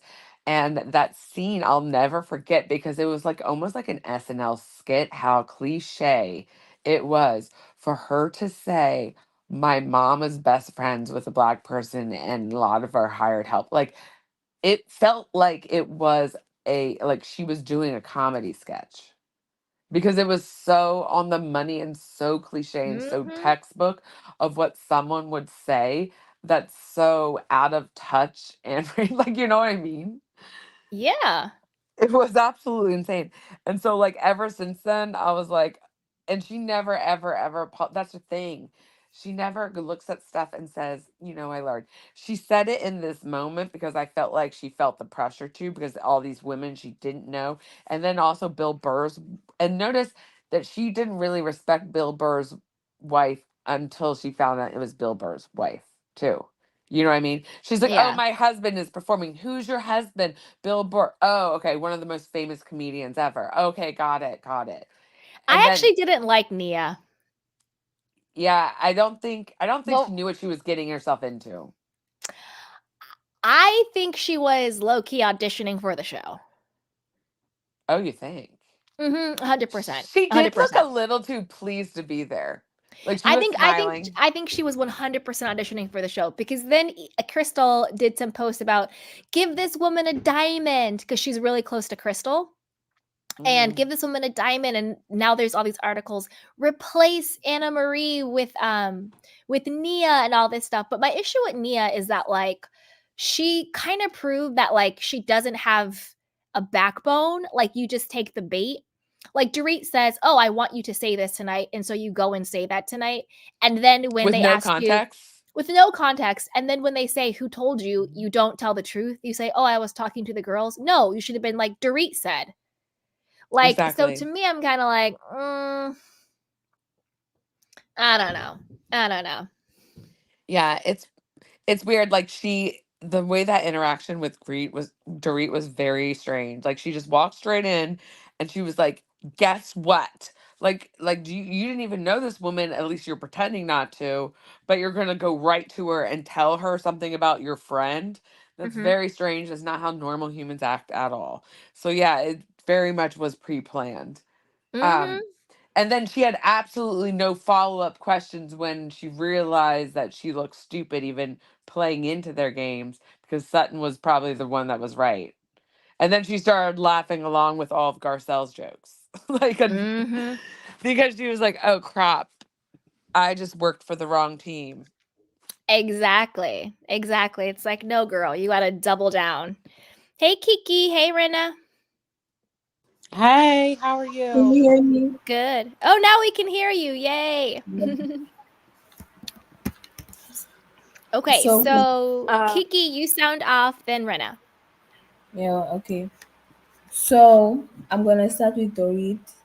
So, like, Dorit knew exactly what she was saying and what she meant to Garcelle, and she tried to hide it as, "What do you mean?" And then Erika clocked her. So, Dorit does feel she's better than Garcelle because of her skin color. And then with the Anne Marie, I feel like they brought her too late in the show. She should have been brought like episode 3 8 because people are starting to forget her. Like I'm even starting to forget like she's even a cast member of the show. I like Crystal. She brings like positive energy. Like we need like at least one member that brings like good vibe to the show. Sutton, I'm loving how she throws back when people attack her. And now with the Denise Erica situation, I thought Erica has had to tone it down because she might be at the risk of losing her job as to what has happened to Rena. So she picks on Denise because she's considered the weak link, and every time Denise says something, it's a problem. And the fact that she said it happened over 4 years ago, I mean, like, doesn't mean if it's 4 years ago, it's not relevant now because you guys didn't speak. Denise obviously had to like think as she was processing what has happened, and only after it has happened, she was able to process things. And she's attacking her daughter and talking about having the time where they had a date, they had dinner at her house when they were talking about the sex topic, and then she just literally attacked Denise for something that she did. So I feel like it's not fair for her to do that. I don't know. It's said to be continued. So hopefully Denise says something because I don't feel like it's fair. Yeah. You're right. Like that was the Yeah. last time they saw each other. So it's like it makes sense. The last time I Yeah. And saw you, you did this. So I have something to say. and I Yeah. feel like the And link. you said my underage daughter is having threesomes. I'm coming for your neck until Still you mad about it. apologize So every what? single time I see you. Yeah. Exactly. And I feel Hey, like Rena, you want to share? Oh, sorry. Go ahead. Keep going, yeah, Kiki. I'm and I sorry. feel like the reason why Garcelle and Sutton didn't say anything is because I remember when Garcelle like stood up for Denise on season 10 reunion. I feel like they wanted to stick up for herself, like to get her on her own. That's why they didn't say anything. So I think that's why they didn't say anything. Yeah. I hope they say something on the next episode, the to be continued. I hope they say something because you can't like You can't let say that you go. ride with Yeah. Denise and all this stuff, and then when someone is sitting there, basically, sex shaming her daughter, and just Yeah. sit there like a church mouse. But when people do that to your children or they do it to you, I'm pretty sure Sutton was happy that Garcelle had her back when Kyle was talking about the esophagus and all the other things. Like Garcelle had her back when Dorit brought up her kissing the driver. And I'm Yeah. sorry, but a grown woman kissing a grown man is way different than somebody talking about your daughter being a prostitute, your daughter who's a minor having threesomes.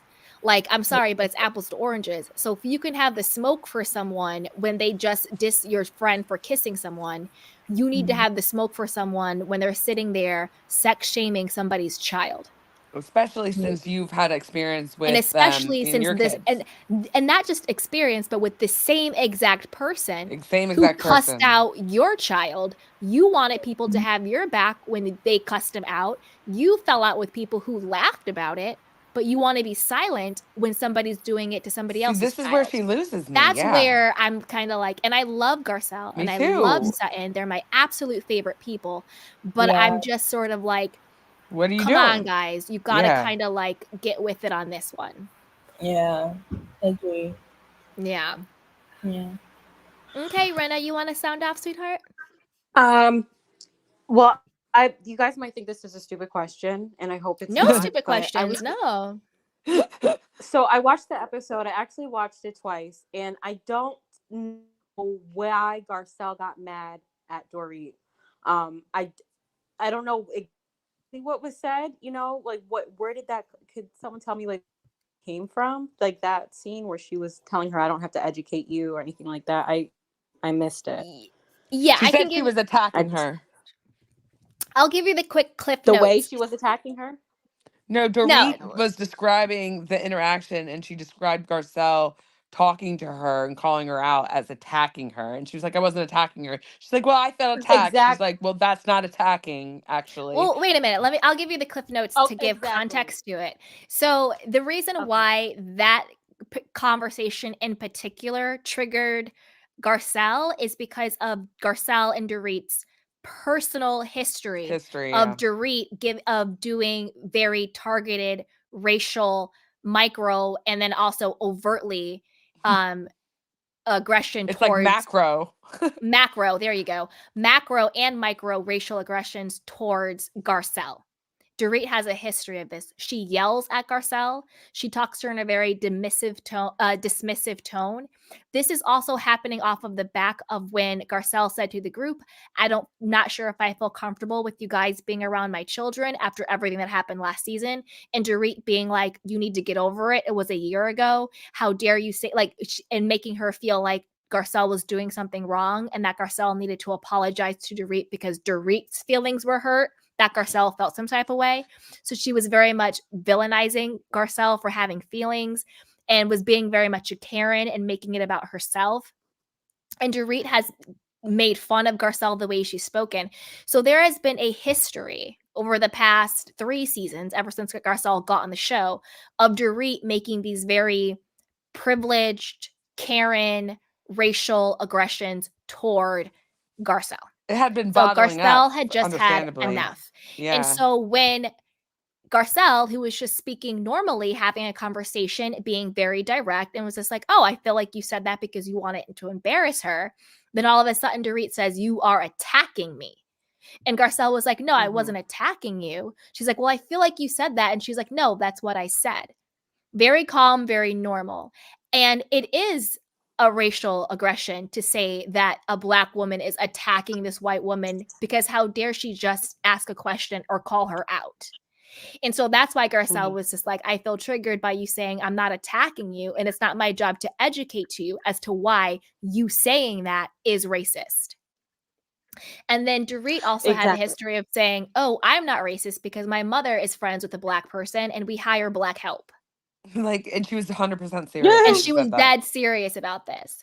So that's why Garcelle got so upset, because it's been a pattern of Dorit dismissing Garcelle's feelings. And whenever Garcelle has a reaction like any normal person, Dorit treats it like Garcelle is overreacting.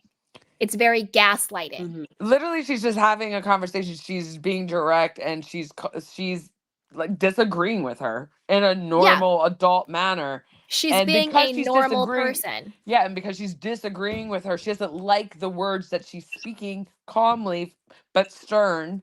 Then she refers to it as attacking, which is a total microaggression / exaggeration to the max. And it's also a dog whistle. You know, it's like calling Black women angry, calling them aggressive, saying you're attacking me. Those are all very much dog whistle words. And then also, if you noticed, when Dorit is in the confessional and she's like, well, if Garcelle just said to me that this word triggered her, then I would never say that word to her again. Dorit, were you in the scene? That's literally verbatim what Garcelle said to you.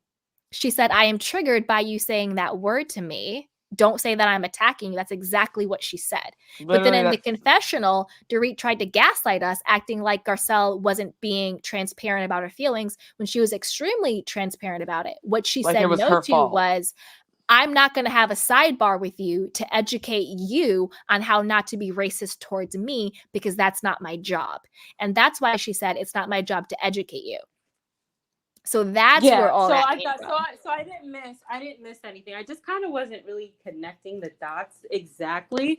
Like, I thought maybe something happened and I missed it, but okay, I didn't miss anything. And it was just the word attack that she used that. And the previous history of the two. And the previous history, yeah. Yeah. I just feel like these scenes feel very forced. It looks like none of them are friends. None of them want to be around each other.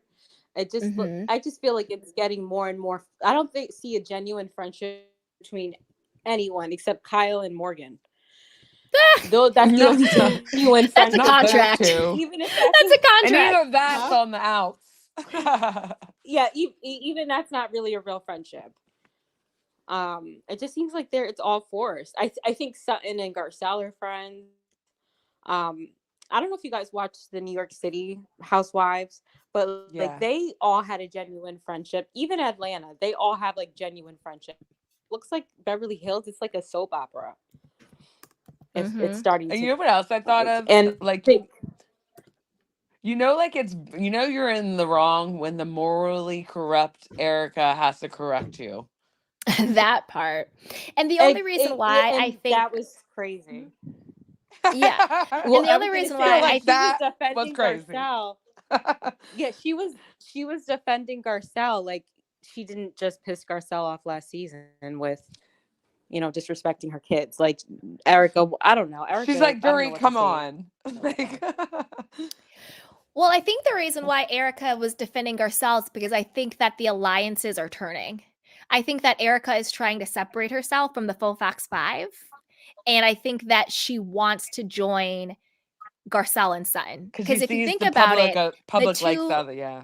literally the scene before, like 2 scenes before that, it's when Garcelle and Erika and Sutton have that kiki night where they're drinking and they're having fun and they're totally having like the good girls night.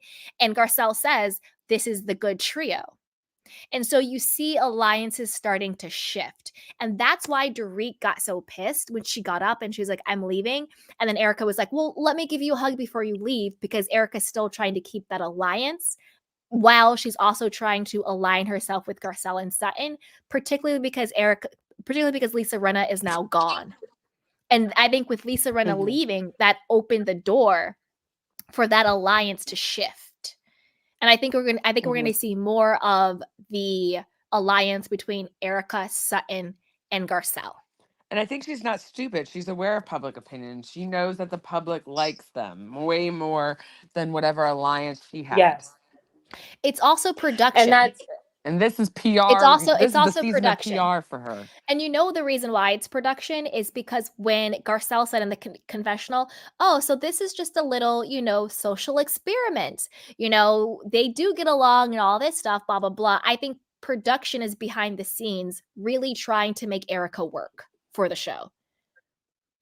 And that's why they set up Garcelle, Sutton, and Erika to have this little like girls' night out and to come together.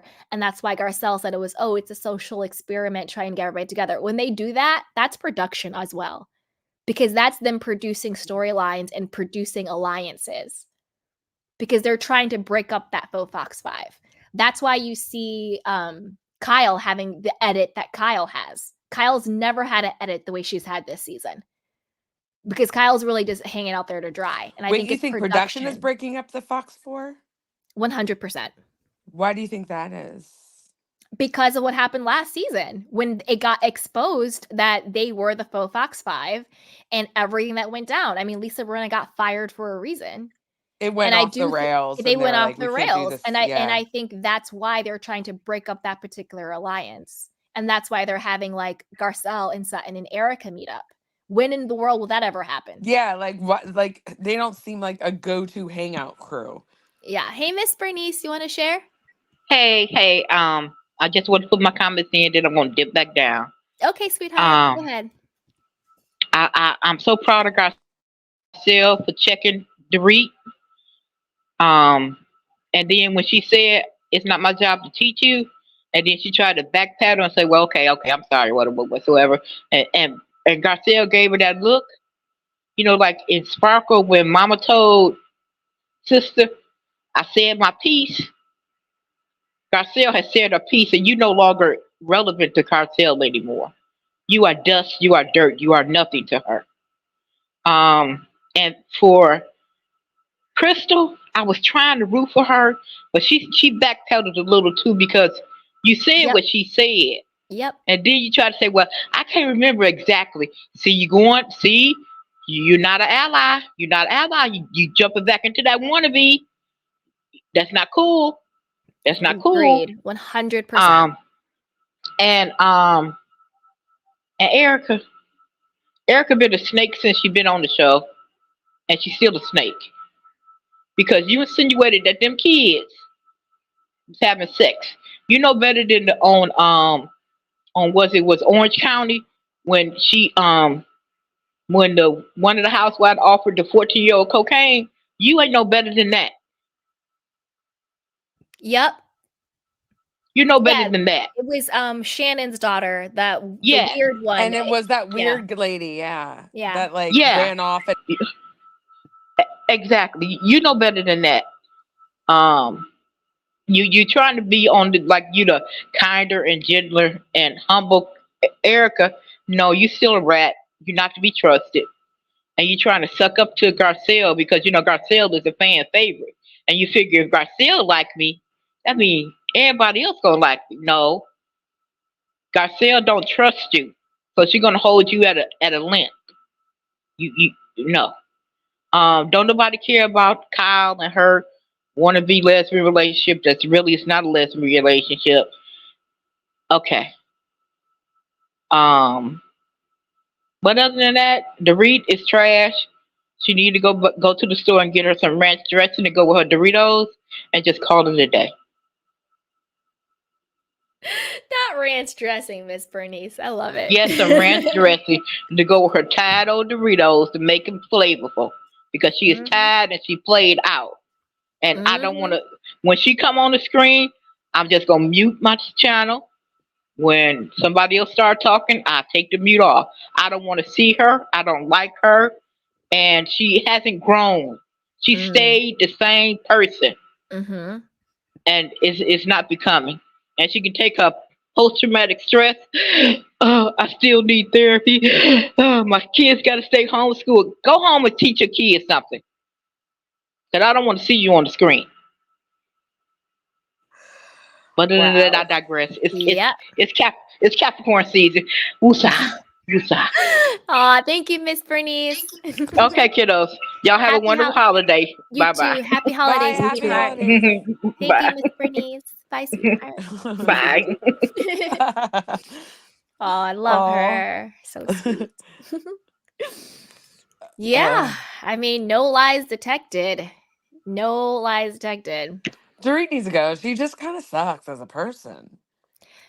It's just Never liked she Dorit doesn't on the bring show. anything to the show. Like, what value does she bring? Like you're not stable in any aspect. You're not stable in your morals, your character, your any creative endeavors you ever do. They last one season, and then we always hear about the shadiness of the business end like a year later. That just like, but we only hear it like on the blogs. It never comes up, and you're never called out, even though you have a new endeavor every other year. Like your marriage is weird. It's probably not even in existence anymore. Like your accent is weird. Like you're just weird. Your whole face is new and weird. Like it looks good, but it's not you. Like, you know what I mean? Like she's just a strange person. Nothing about her is weird. Nothing about her is real or stable. And it's just like, get her, like, yeah, she needs to go. I thought it really weird the scene in the car with her and Kyle. It was like giving Kyle was the cool girl and Dorit was like her friend back in the day, like in high school, and Kyle was like, I don't be your friend anymore because you're too lame for me. Did you guys get that vibe? No. When they were in the car together. She's like, Dorit listen, Dorit, she's I like, met a cooler girl than you. I'm gonna hang out with these cooler kids now. I'm sorry. Like it's like that. yeah. It's like when you go to middle school and then you get to high school and then you start being friends with the cooler kids and like your older friends, you're like, sorry. Yeah. Yep. That's what happened. It was weird, the whole situation. Like, I don't like how Dorit calls Mauricio Mo. Right? Maybe that's too nitpicky, but like, don't call my man Mo. Like, Yeah, I don't call have my a man personal. Mo. Yeah, like that's our You know, nickname he's for each other. Mauricio to you. Okay, sweetheart? Yeah, I need every syllable pronounced coming from you, ma'am. Thank you. Seriously, like if I have like a sweet name for my husband, like nobody calls Mo Mo except for like Kyle and like her sisters. Dorit is being a little over familiar. Right? Well, we Adam's all they call were her over neighbors. familiar. Were they? I mean, they are neighbors. They live Yeah, they in were Encino. neighbors. They live in Encino. But Like still, they live like, a couple don't call my man houses Mo. away. Especially when there's a rumor And going what do we around that think you're Mo, sleeping like together. Mo is giving, like it's kind of like embarrassing his Instagram posts. Like I can see what you mean, it's fake and all, but like him, that one like story, I don't know if it was a story or a post when he's like in some kind Story. of club situation, jumping around like he's 20. Like you're hanging out with girls that some of them are younger than your daughter. Like what is going on? This is weird, embarrassing. I got secondhand embarrassment. And you're right about the there's an aspects of unhappiness. Like I can even see it in his face right there. Yeah, he's sad. I think Mauricio is sad. I think he's tired. I He think actually all of looks this really sad there. Mauricio I is think all very of this like stuff monotone. He's yeah. very I think he's He's got sad. he's got he's got he's got like the energy zapped out of him. Yeah. He's Yeah, got that he's always been underbelly like of that. melancholy, like just like chilling. Yeah. He's always Yeah, I been like that though. He's always No. been kind of chill because he's like, and this is what he has shown on the show. He's always been pretty like a little high. So I think that has been his sort of like, oh, dude. But I think that his energy now is sad because, I mean, think about it. Nobody wants to divorce after 27 years. I think he wants his marriage and his wife back the way it used to be. And that has to have a lot of grief and a lot of sadness because he may not get that back with how Kyle is. It's clear that Kyle is punishing him for something. That's what every scene that she's in with him. She's I don't want to say she's not emasculating, she is emasculating him a little bit. Every time they're together, she's like, you don't have to tell me what to do, or I don't have to ask you for permission. Like every chance she gets, she's coming at his neck. Like she never leaves, and it's like happy. Like she's very spiteful in his presence. So she's punishing him for something. And I don't know why I didn't bring that. She's punishing him for something, and he knows exactly what he's being punished for. And he's just taking. See, I disagree with that. I don't think so. I think they're speaking different languages. Exactly. I think, yes, she's 100% punishing him for something. She's punishing him for not being there emotionally and physically when her friend died. He prioritized himself and his business and his money over showing up for her in a much bigger way. And when people have such a loss like that, that grief hits you, that identity crisis hits you, the way you react to that, you can lash out and everything. And he wasn't there the way she needed him to be and support him. But I think that she, in her grief, was unable to communicate to him exactly what she needed in a way that he understood. So to him, it looks like she's being a passive aggressive, and it never. I think he does care. I think to him, now he just saw. Because I think now he understands. I think that he just saw his wife losing her damn mind, acting out, being mean, doing the stuff with Morgan, getting the tattoos, yelling at him, pushing his buttons, and he didn't understand why. He looked I do think he was oblivious to it, because to be honest with you, that dynamic is it's not a normal response, but it's the most common response when one person is grieving something and the other partner doesn't know how to support them. And when they don't have the correct communication in place, usually with like a third party, like a therapist, the dynamic that Kyle and Mauricio have is actually pretty textbook. What's happening between the two of them is textbook for situations like that. Well, they've been married for so long and they've gone through a lot. Like they've just been married. They have a rapport and they have, I think they love each other, but they've been married for a long time. So yeah, I don't think they're ever going to split up. They're never going to get a divorce. Kyle loves him. He loves her, but I never like couples punish each other publicly because you're always going to remember that. Yeah, you can't get this back. She's going to get over it. Eventually she's going to get over it and she's going to love him all over again. And it's, they'll be lovey-dovey, but he won't ever forget, those things. And this will be like an embarrassing blimp in the memory of like them that they try to forget. Yeah, but I don't know. When she tried to embarrass him in front of her parent, told his mom in front of the mom, that he got a tattoo. She's punishing him every chance she gets. Yeah, it's all. I mean, it is what it is. It's all attention-seeking behavior. As a married No, I was gonna say myself. Your spouse, like I understand where she's coming from because he must have really, really pissed her off. And when a woman gets to a point where she just doesn't anymore, she feels disgusted. But she just doesn't give a fuck.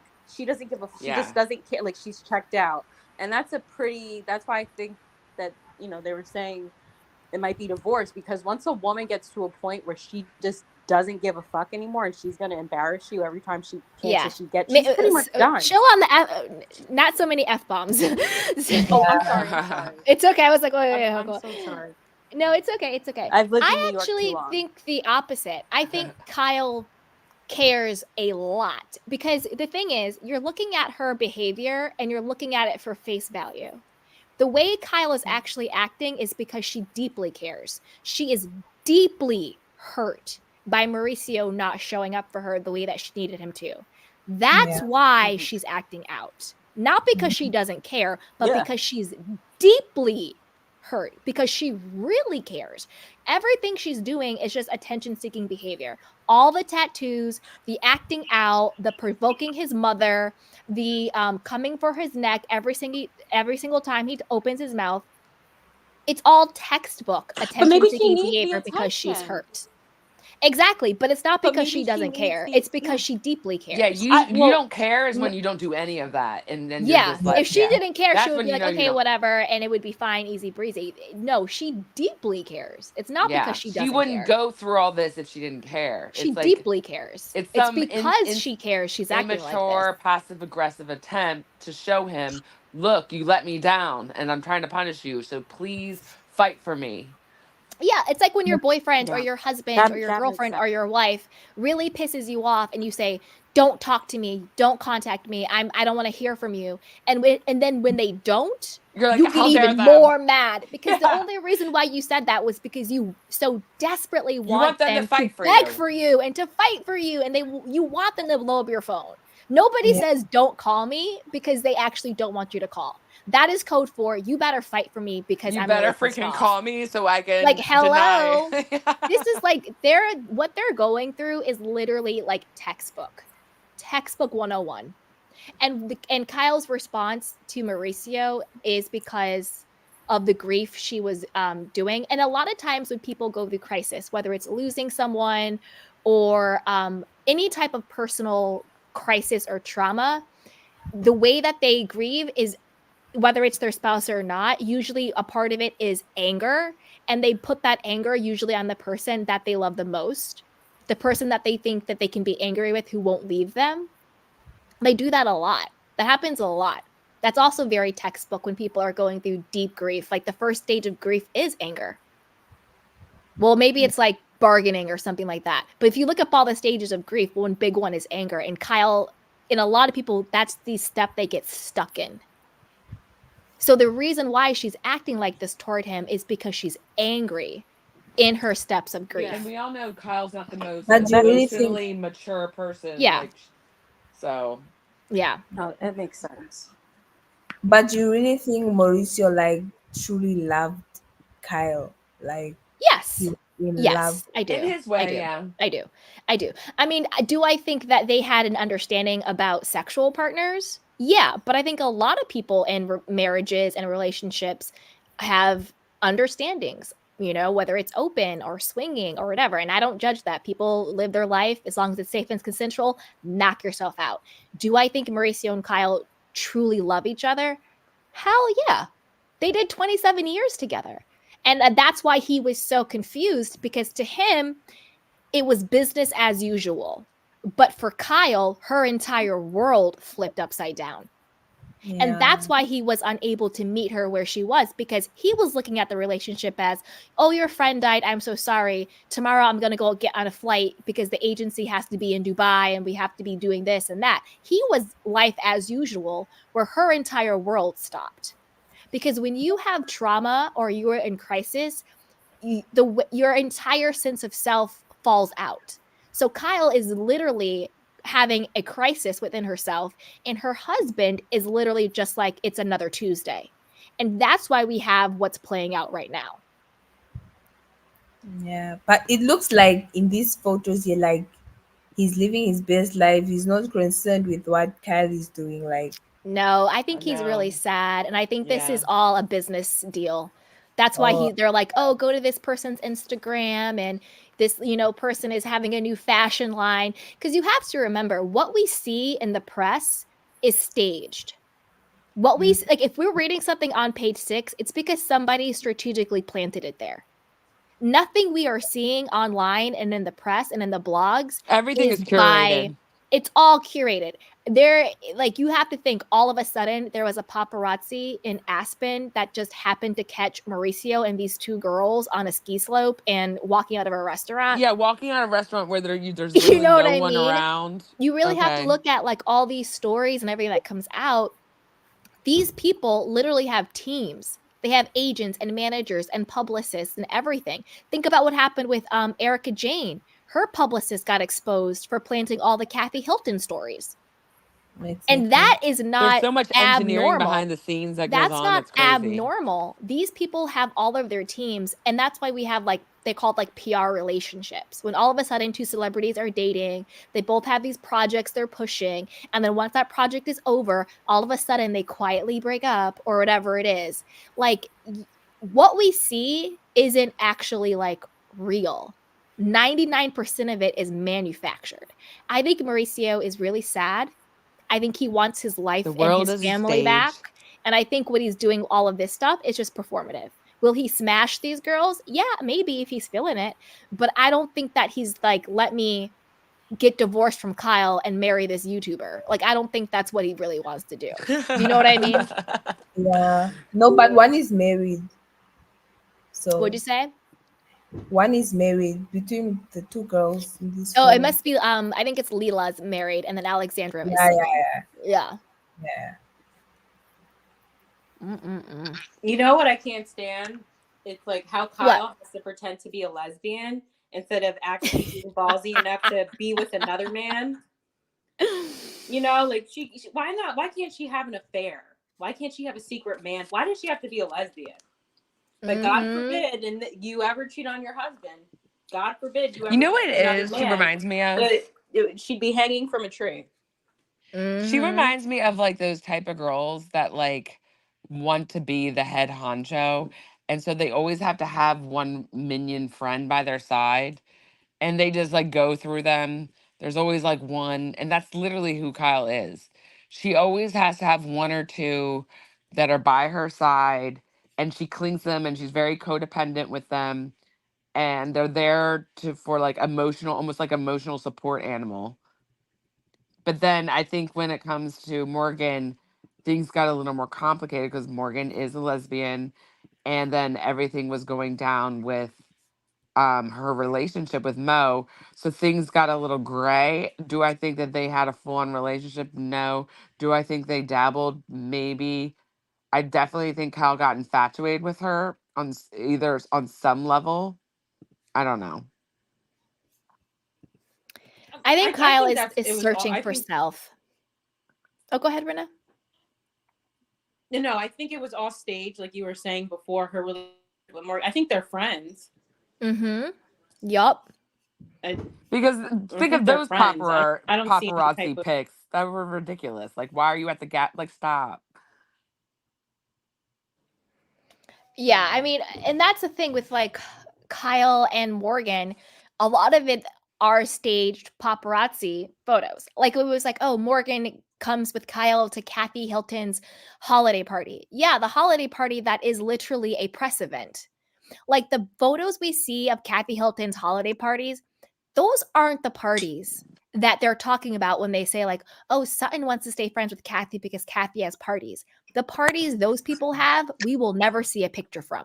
We will never be invited. Well, I'm not going to say we'll never be invited to, but like it will never be on Front Street. The parties that we see with these like matching pajamas and Christmas trees and gifts, those are all press events. Those are all press events. So Morgan showed up to work. That's really what it was. But the parties that these people are talking about when Sutton's like, I throw my parties, these are the after hour, after dark, private parties type situation that you hear about in like Hollywood. They're not the parties that we're seeing on Reality Blurb. These were not the parties we're seeing people post about on Instagram. You know what I mean? That was a press event. Parties. Exactly. Those are the type of parties that real parties. Those are the real parties. Those are the. I don't know if the Hiltons are throwing them because I remember Heather McDonald used to talk about getting invited, and she said it was like kind of similar where it was formal and it was actually surprisingly way more family friendly than normal Hollywood parties. But yeah, like I don't think that was definitely a precedent. I mean, no shade to Heather McDonald, but she's not getting invited to the parties I'm referring to. Yeah, that's true. She's not. I'm like, I love Heather McDonald, but she's not getting invited to the parties that I'm talking about. She's not. We're talking that like where like really dark. I'm talking stuff about. goes I'm on. talking about the real parties where this stuff really goes down and where the deals are actually made. Heather McDonald is not invited to those parties. Yeah, like the ones where you hear about someone. Yeah. Like, I'm just, just do a little TikTok, Google search. Those are the parties I'm talking about. Oh, you don't have to tell me. I'm like this tinfoil hat. Yeah. Yeah, like, I love Heather. She's great, but she's not getting invited to where the money resides and to where the power resides and to where they're doing all this crazy stuff resides. Like, Heather's too, I don't know what the word is. She's not in the know enough. She's not deep enough into that actual Hollywood life. She's on the outskirts. Yeah. For example, it's like when what's her name? Taryn Manning was on Whitney's. Yep, I know exactly. The gold juice. When she's talking about the gold juice. Those are the parties I'm talking about. And Whitney Whitney Cummings had no idea what she was talking about because Whitney is like a Heather McDonald. Whitney Cummings is not invited to the parties that Taryn Manning was talking about. Those are the real parties. Irene's like the dark web. Took that juice. Exactly like the dark web, but like the dark actual world. Yeah. Hannah says this is actually weird. It gets dark and scary. That's why none of this P. Diddy stuff, I feel like this P. Diddy stuff is kind of light compared to like, I fell down some rabbit holes a few years ago and it was really dark to the point where I had to like force myself to try to get it out of my head because it was really disturbing. Very disturbing. And all the TD Jake stuff that's coming out and Connection.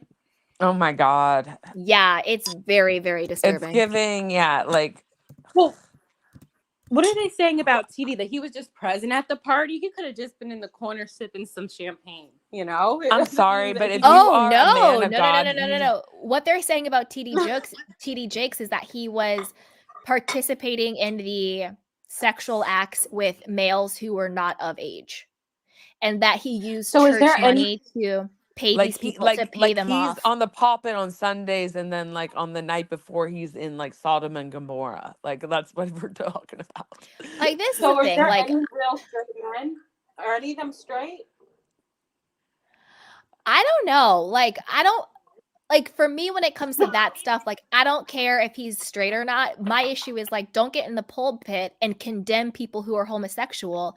And then actually that is who you are. And that happens a lot. A lot of politicians, a lot of religious people will condemn homosexuality because they are covering up for themselves. So it's that. But then on top of that, it's also the sexual acts with minors. Yeah. And allegedly. Sorry. No, and then allegedly, he's going to be sued by one of the underage men.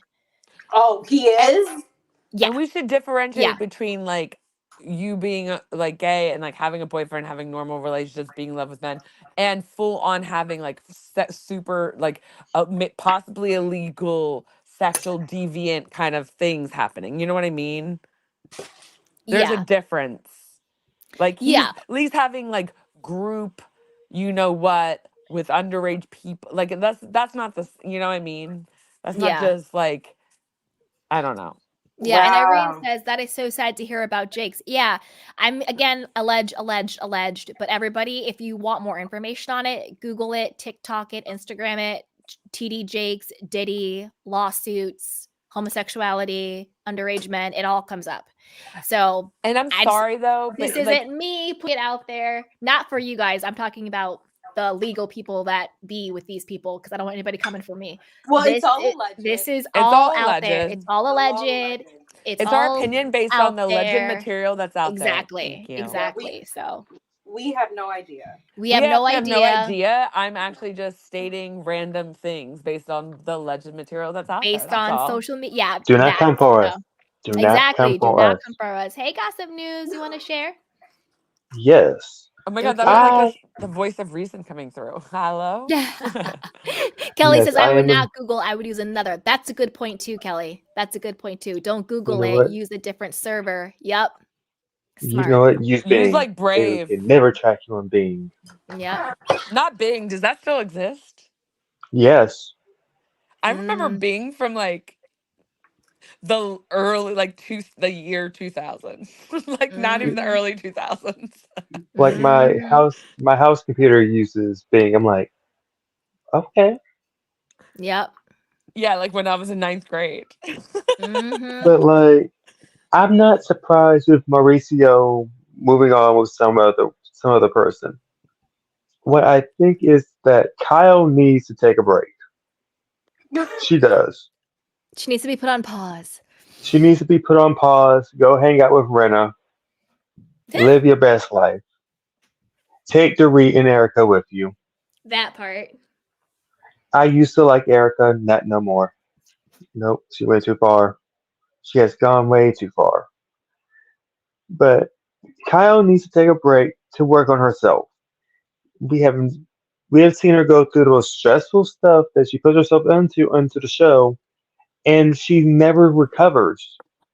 This, well, I'm working out and not drinking. It might it could be that she's on a healthier life plan. It could just be the fact that this is all act. I don't know. I feel like allegedly she's acting, but I do feel like the marriage part is a whole write up scam. It's a what? I feel like this is I feel like the relationship issues is fake. Mhm. Like I don't know why, but I What? just You feel do? like I don't know. I With don't think me, Kyle's that good of an actress. I And she's don't her not either. good at her actress. vitriol towards him is genuine, I think. You could, just like Rena said, I agree 100%. She comes at him every single time she can, and her vitriol for him is palpable. And Kyle's not that good of an actress. And I think some of Right. the things that are happening are as a result of that, maybe like, a Yeah. little acted on, but that core issue is definitely authentic. Like when See, you saw the scene where he went to kiss her and she basically like recoiled Like and he swerved kissed her him. anyway and she was like, "Don't kiss me like that." And he was like, "I can kiss you however I want to kiss you." That was real. Kyle's not that good of an actress and neither is he.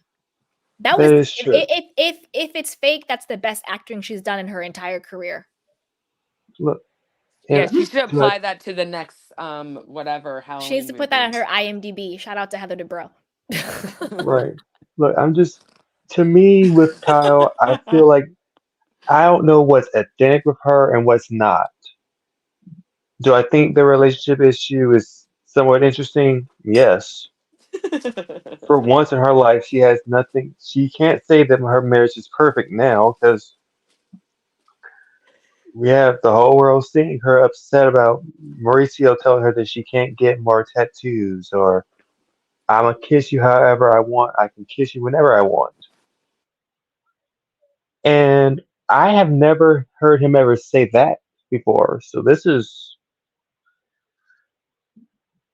yeah, Yeah, there's trouble in paradise, but I think they'll get back together. I think if they get a but good counselor, they'll be able to work it out. yes, they need a good counselor and they need to take some time off of reality TV. Well, yeah, that's a given. I'm interested to see what's going to happen with season 2 of Buying Beverly Hills because they were saying that Kyle was supposed to be featured way more heavily for season 2. But how is that going to work when the two of them are beefing so hard? And the premise of the show is family business. So I'm Um, interested in seeing what's going to happen with season 2 because season 2 has been greenlit. We're supposed to be getting another season. oh, So I wonder what's going to happen with that. He goes, "Oh." hmm Queen said Heather is at the press parties, not the real parties. Exactly, Queen. Because look, yeah, she's at the press parties. She's not the real parties. Because the look, parties we see, those aren't the real parties. that's true. Trust Look, me, we we won't all, ever see that unless it comes out in like a lawsuit and it's like it's like discovery But evidence. But what But I was we're saying, not I going to don't see think the the real Hiltons parties. are throwing those parties. It's like P Diddy is. You know what I mean? But at the same I time, think the Hiltons are throwing their own parties, and I think Diddy was throwing his parties. They true. may not have been the It, same party, but I do think that the Hiltons, because you also have to know that they're talking in code. So when Kyle says in the confessional, Sutton chose Kathy over me because, she wants to go to Kathy's parties and everything. And then Sutton's like, well, I throw my own parties. I don't have to bet. The parties they're talking about, that's their code. That's a wink. That's a nudge for the real parties. Kyle isn't talking about Sutton being invited to a DirecTV holiday party with a bunch of bloggers and people from Reality Blurb. That's not what she's talking about. You understand? So they're you have to really think about the bigger picture and not just what they say on face value. Yeah, see, I you're know. teaching me. You're teaching me new words that I can now use in my real life. There you go. They always talk in code. It's They so talk. They're annoying. That's a code. They're not talking about the DirecTV holiday party that Even she's whenever getting an invite to. celebrities, like whistleblower celebrities, come forward and they want to talk Hmm. about the abuses, they're always talking in code. It's so annoying. Yeah, they're talking code. No, I'm not saying that abuse is going on at these Oh yeah, parties. no, I'm no, no. not I'm just going saying, that far. I'm just saying just like across the yeah, board, they're talking in code, like on every yeah, Hmm. scenario, and it's really annoying. I hate it. yeah. Like when it's not about the pasta. It's about the pasta, not about the pasta. Oh, Sutton yeah. and Kyle talk in code a lot, I noticed. Mm-hmm. They do. Sutton and Kyle, yeah. Both of them. Yep. Look, Erica doesn't even talk in code. She just straight up says what she wants to say. Wait, Because it who? The looks like they freaking want to say something, but they're not, and then they like their eyes get big, and then they say something like kind of like super generic and stupid, and we're just like, what? And you know that yes. like what they really want to say something else that's like they just don't want to expose on TV. Yeah. Yeah, they're definitely The, talking in code about certain stuff. 100%. I hate it. I don't think Kyle's gonna go anywhere though. no, Yeah. I don't think she's gonna go anywhere. She's been on there since season one. Since season what? 13. This is season 13. No, this is season 13. I think. It was nice seeing Kim. I know. I know. I feel I bad. like him. Kim has a sadness. Talk about sadness. Mm-hmm. And it kind of like Yeah. I don't know about you, but like I'm the type of person that like because I'm an empath, sometimes when I'm around people, like I have such genuine empathy for them, but I can't even be around them because I'll start absorbing their sadness because I'll feel it like it's mine, but like I don't have any like memories attached to it. So it's like weird. So like I almost have to like separate myself from those people because like I'll just start like sucking it in. It's awful. Yeah. And like when I see her, I just feel really deep despair. Like that poor baby, she's sad. Look, you can see in her art. Like I sense the And sadness she's just in her. trying to hang on. That's what she's trying to hang on. She's trying to put up with her annoying, desperate, needy sister. That's a total nightmare cuz she's just tired Look, and she I just mean, wants She's to the she's like, oldest, "Is she? I right? thought No, Kathy no, is." wait, no. Kathy is the oldest. I think Kim is Okay. the middle child, and then Kyle's the youngest. Kyle has a different father than them though, too. That is No, Who's true. no, older no, than no. Kyle? No, Kathy has no. a different father. Kathy has a different father. Oh, Kim and Kathy Kim has a Kyle. and different That's why father. they're Richards. That's why they're the Richards sisters. Kathy has it. So what's her husband? What's her father last name? Yeah, I what's mean, her Hilton. maiden name? I don't no, know. Her that's her married name is Her husband. Hilton, father but is not Hilton. she got married Wait, at wait, 19, so Hilton, but Kathy's wait, father wait. is different than Kim and Kyle's. Oh, see, um I always thought Kathy and Kim were the full sisters, No, and that's why it's Kim Richards and Kyle Richards. That's why they're the Richards sisters.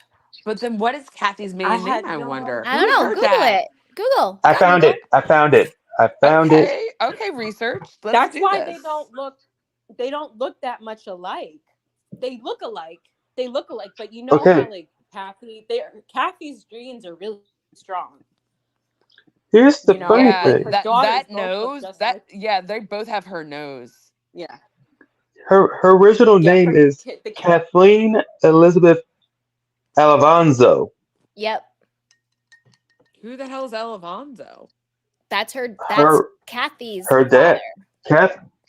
That's her biological. That was her first original. That's her maiden last name because her father's Mhm. name is Larry Azavanzo. Oh, her father comes from Italian ancestry, while her mother's side comes from Ireland. Mhm. They Okay. got divorced, and her mother married Kenneth E. Richards, And that's Kim and Kyle's dad. who Shout had out to 3 Bella. grown children from a previous marriage, and had the Hilton's 2 maternal half sisters, actresses Kim and Kyle Richards. Okay, Yep. okay, That's why facts. We're that's coming why they're together here. that's why they're the Richards sisters. It's Kim Richards and Kyle Richards. Okay, so in total, Kathy has three. Kathy looks Three. so different now. She does. Have you guys watched Paris with Love? Or Paris in Love? No, Oh, Paris in Love. Mm, Is it I good? can't. mm-mm. Her I husband haven't freaks me watched out. it. Like, he looks like he's a AI or something. Yeah, he's weird. He gives me like the uncanny valley f that you get from like Mark Zuckerberg. You know what I mean? Where it's just like, are you human? It's bizarre. Right. I mean, and I like, I think will say this. sister relationship is why he's depressed. Because I, sisters know how to rip your heart out, abuse you, hurt you in such crazy ways. And like hmm I really understand their drama. Like I their mean, and sister you also, drama, it's hard to And I watch. feel like Kim kind of like, I feel like she was the more successful actress, and she kind of wore like kind of had to like be the work for the family. And like, I don't know, and I feel like that she just had a lot of things happen to her over time, and she's just sad, and she kind of took a couple nosedives. She's still fighting, you know what I mean? And I feel like just, and then on top of that, her family dysfunction has really wore her out. And I so mean, like she's just tired. You get to the point where you're just tired. You're like, please, can, like, even after I have to go along and pretend, like, just ignore my sister's shenanigans and like overreaches and like narcissistic tendencies just so we can get along, you know what I mean? Because she's just tired. She just wants love. She wants peace. yeah, That's the see, I vibe I think get. this is what I'm getting at. I, it's true that Kim has to be the one that had to be the mature, be the one to try to figure out family issues. Kyle is way too young and emotionally immature. I don't really know Kathy that well, but it's like if Kathy and Kyle were really beefing for that long, Kim is that one in the middle that's trying to make both sides work. She wants to be supportive to Kyle, but she also wants to be supportive to Kathy. At some Yeah. point, that's going to drive you crazy. Because I feel like Kathy and Kyle are the ones that have the strongest personalities. And I feel like Kim was always kind of the peacekeeper. Did she have her own beef and reason to be mad at Kyle? Absolutely. Like, look at when she was on the show. Hello. But like, she stole her house. Like, we can, there's a list is endless. But like, for the most part, she has the personality type where she's not really a fighter. You know what I mean? Now, Kathy, she's a fighter. Kyle is a fighter, but in a different way, like more like manipulative, like I'm the victim, like twist it around on you kind of way. You know what I mean? And then Kim's just stuck in the middle, and she's just like, I can't take it. I've got so much going on in my life. Like, can we just have some peace? You know? I don't know. Like she's a classic middle child. It seems like their family issues come from childhood. Like maybe they were pit up against each other. Like their parents put them up Triangulation, against yeah. each other. I mean, Because you kind of their drama is very, like, you could see it's very deep rooted. right, and you kind of see it in their The way that personalities. Kyle cries the way that Kyle is scared of Kathy, like he's scared of her. I don't know if Right. he's always scared of her, but And like I she's take that always like, no. and I take Like that it's like back though about sorry. no, it was just reminding me, like, did Kathy used to like hurt Kyle when she was little? I'm not, I'm just saying it was just like she was like she turns into a little girl. She's around. See, Kyle said She was something probably in interesting. charge a lot, yeah. Kyle, Kyle did say at some point in this season about the fact that when they were younger, Kathy always had the final say, and it was like Kyle was implying that Kathy took control of a lot of situations, and she had no voice. She probably was like her mom's like right hand man kind of thing. But Right. I take it back about Kathy and like the Hiltons not having those kind of parties because I forgot that the history of them and how Kathy apparently was like a huge partier to the point that the Hiltons didn't even like Kathy when they got together, and they apparently allegedly, according to that book, House of Hilton, they used to leave Paris alone in a hotel room for like a week and just like have the staff watch him while they go off. And that's why she was best friends with all those celebrities, because she would be at Studio 54 all the time and stuff. Mm.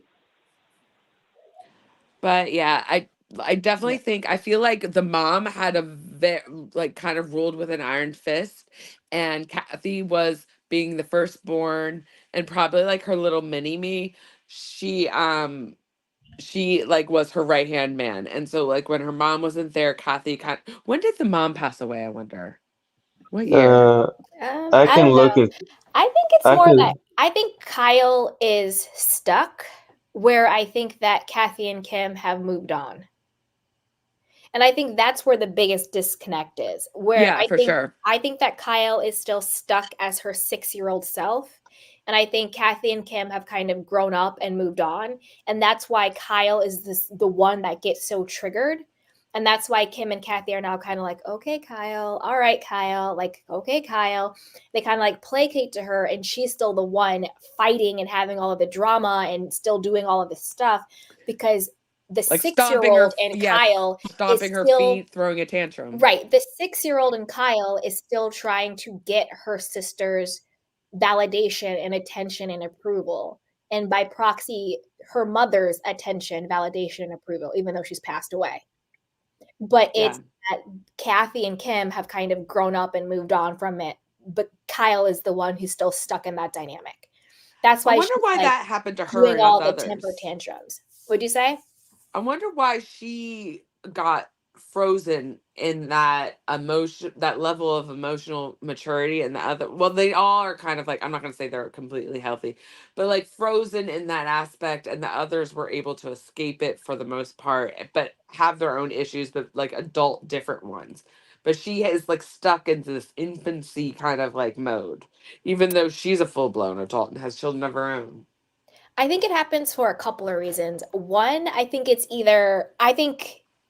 different for each person. I think Kathy isn't stuck because she never was stuck. She took on that power role, that mother role, that in charge role, and she just went and lived her life. She got married, she had the kids, she did whatever. She was a That's Hilton, true. blah blah Some blah people blah blah can blah just blah. do it. They just So her compartmentalize. role in the family was different than the role of Kyle. Yeah. All three of them had different experiences as different roles. So I think that's why Kathy was able to just like become Kathy Hilton. Kim, I think the reason why Kim is no longer stuck is because of the work that she did for her sobriety. She's probably done a lot of Oh. therapy, a lot of inner child healing. And that's why Kim now, she's still a kind of kooky and wacky and fun, but she's a lot more grounded now. Like if you're watching her on the show now, she's grounded, she's clear, Chill. she's the Yeah. voice of reason, because I think she did a lot of work to get sober. And within the work of getting sober, she probably unpacked and healed a lot of her childhood wounds. Whereas Kyle has been stuck in this victim mentality, and she's been rewarded for that behavior. I mean, she's been on the show for 10 years, where she Which is able to reinforces villainize everybody else, and she's always the perpetual victim, and she's very childlike, and she has temper tantrums, and she's still blaming mommy, and she's blaming her sisters for the issues that she has, even though she's a 54-year-old woman. So I think that's why Kyle stayed stuck, because she was rewarded for her poor behavior.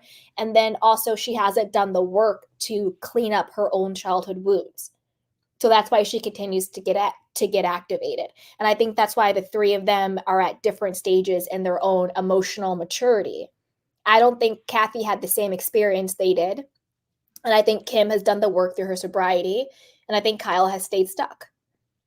Right. Also, I found out when the mom died. Awesome. What year? March 2nd, 2022. No way. Oh, Just Adam. Yes. 2 years ago? No, because when she was making that movie, her mom has been passed away for at least a decade. That would have been just like a year ago, a year and a half No, their ago. mom passed away more than 2 years ago. Adam says, Candy, what's the poll saying for Team Garcelle or Dorit? I can no longer see it for some reason. Okay, so Team Garcelle is 86% and Dorit is 14%. The 14 for Dorit, are those trolls coming in here being mean to me? Right? Like, what 14% is on Dorit? Who watches that scene and goes, definitely Dorit? Like, what? I'm concerned for those people.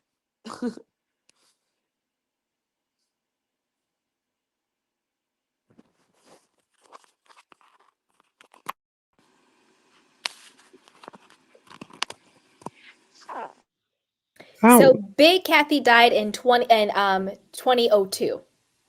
That's what I'm trying to say. Oh, I you don't know said why 2002. It's okay. Yeah, in March of 2002.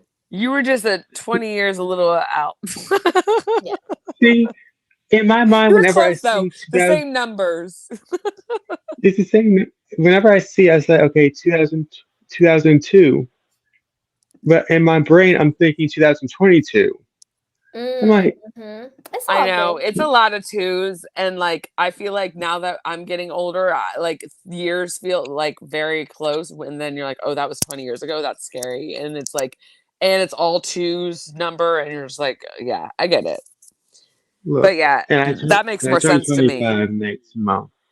Okay, so you don't have that excuse, but I'm just kidding. Look, I am dyslexic, so I tend to read numbers backwards. Okay. Well, there you No, it's go. all good, gossip news. No problem, sweetheart. But this is what I I'm also think about. starting to wonder. No, go ahead. I'm sorry. No, you're fine. Go, Rena, go. I was gonna say, I wonder why. What's her name? What's her name? I just drew a blank. Oh my god. I do that all the time. Erika is comfortable. Erika is comfortable being the villain. Like, why is she so comfortable being the villain?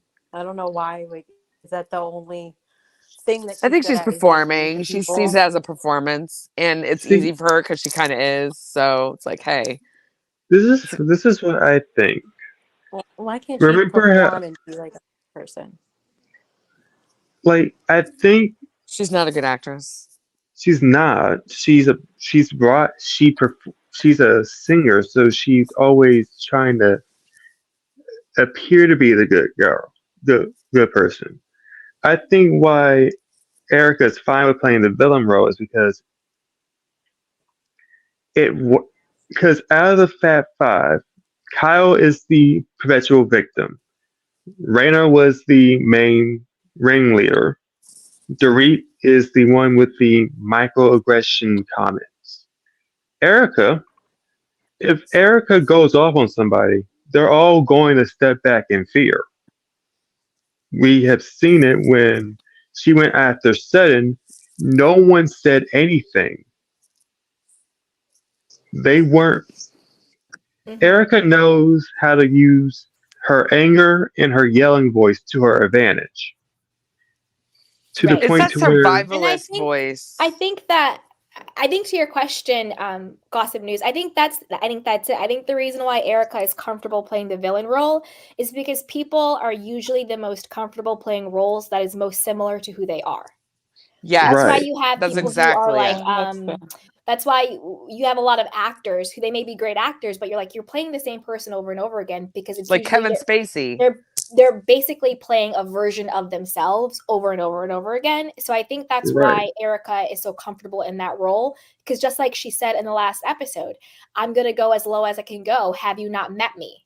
So she's Right. telling us who she is. And so she's comfortable playing that role because that is the most comfortable mask she feels like wearing. Now, to Adam's question, also I asked earlier, Candy, would you trust Crystal as a friend?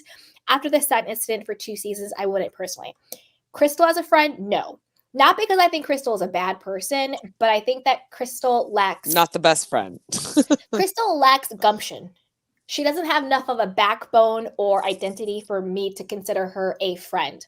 Would I be acquainted with Crystal? 100%. Gumption is a new word. Haven't heard that in a minute. Right? I don't know. I'm like looking it up right now. Gumption. I don't even know what that means. Vocab. I would be acquainted with Crystal 100%. I'd go shopping. I'd kiki. I'd come over for Taco Tuesday. We get some cocktails.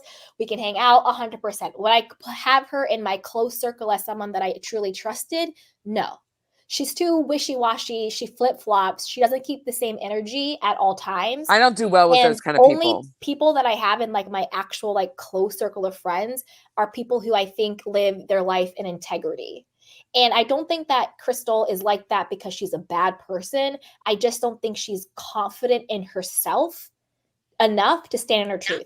Like, for example, the last episode that we watched when they were like, Dorit called her out and was like, what did I say? She looked like she wanted to cry. And she's like, oh, well, I don't want to get it wrong. I don't think she was saying that because she didn't want to defend Sutton. I think she just actually was like a wimp. She was very wimpy. She felt nervous. She was nervous. She was scared. She didn't know what to say. And I'm like, in those situations, if you're my friend and you come to me with this energy saying somebody's basically calling you a drunk like, no problem. on camera, Here's what it is. and then you're in front of the whole group and the person's like, what did I say? And you wimp out. Sorry. See, this is how I think I feel differently. I don't think Crystal's a bad person. I actually think she's a good person, but I don't think that she has the qualities of someone that I would trust as a loyal friend in my presence and out of my presence. Right. For me, I agree with you. I don't see her as a best friend. She could be like a somewhat of a friend, but not that close. I think what Crystal's issue is, Crystal, all of them have big personalities. Crystal's personality is that if drama goes off, I'm going to stay quiet. We never see her literally get into any little big drama issues. She's always the bystander that's watching. And then once in a while she'll comment on like, yeah. And once in a while she'll put in her 2 cents. And it she reminds me of another housewife that used to do that. Who? I don't know. I'm trying to think. It was like I think it's like one of the it's like one of the shows that OC, yes, OC. Because one of them, Megan, she reminds me of Megan. Because Megan would always put in her 2 cents and stuff. But you don't see her literally pipe up. Megan was at the Sutton's event. Did you see that? I didn't get that read on Megan. I thought Megan pretty much kept Megan was energy nosy at all times, and she Megan piped was up a lot. She piped up a lot. She did, yeah. I don't think Megan and Crystal have the same energy. I would be friends with Megan before, close friend with Megan before I would Crystal, because Megan is Megan through and through. She's gonna be real with you to your face and behind your back. And so I would rather have someone like a Megan, and she will be digging into your business, confiding in trusting in, than someone like a Crystal. Because I'd rather have someone where like I know where I stand with you, and I know that you're gonna keep the same energy in all environments versus someone who is nice but wishy-washy and floppy. Right. And Yeah. I wonder if the reason they have Amory there is to Ugh. make Crystal go out of her element. No, they have Anna Marie there because Kyle needed an ally and a mouthpiece. And the reason why Anna Marie is going after Crystal is not because of production, but because of Kyle. Yes, because Kyle's still mad at Crystal for standing up for herself at the reunion. Kyle is mad at Crystal because she thinks that Crystal took Teddy's place on the show. And Kyle's mad at Crystal because of like the 14 friend question that people are talking about. Because Crystal had these 14 friends in Beverly Hills, and she allegedly told them, don't go on the show. It's so lowbrow. It's so beneath us. But the whole time she was auditioning for the show herself, and then she got the show. And then so a bunch of her friends were like, you're so fake. Like in our faces, you're talking about how like, you know, we are these Beverly Hills like housewives and we have this level, but yet the whole time you were saying that because you didn't want to compete against us. And then that's why Crystal had the falling out with the 14 friends. And that's why Dorit made the comment, oh, Crystal has all of these friends. I know minus 14. That's a good point. Mm-hmm. Also, Adam says, were the random people at Crystal's event any of the 14 friends she lost? I don't know, maybe. But they're trying to make Nia happen. To me, that was clear a mini audition for Nia. I don't know. I didn't like Nia. But a lot of people did. The internet really liked her. The only reason why I didn't like her was because when she had the opportunity to be honest about who put her up to asking the question, she played it too safe. She was like, oh, I was talking to the girls, where I wish she would have been like, oh, well, like Dorit asked me to ask it. Because I think those moments really show the character of a person. And if someone's trying to be too diplomatic, it's almost like Crystal, where it's like when you're too diplomatic, you're nobody's friend. When you're everybody's friend, you're nobody's friend. And so I kind of wish she would have like stood at it and been like, oh, well, I was talking to the girls. Dorit brought it up and asked me to ask you. I would have respected that 100% more than trying to be like Switzerland and be like, oh, I was just talking to the girls. Like, you don't owe Dorit anything. Like, literally, you just met her the scene before. So why are you making this weird alliance to her when you should just be your own woman and say what actually happened? I didn't like that. It's again, it's the Crystal vibes where it's like, oh, I don't know. Dorit walks into a stranger and tells her and gossips immediately about a friend. Like, that's not normal. Yeah. And the thing is, I don't think Nia took the bait. I don't think she realized she was being baited. But once you realize that, which happened very quickly when Garcelle was like, you're trying to embarrass Sutton, and Sutton was obviously very embarrassed, I would have respected Nia so much more if she just would have been honest about what happened. Not throw Dorit under the bus, but be transparent. And I would have been like, okay, get the girl on the show, because that's the type of personality I want to invest in.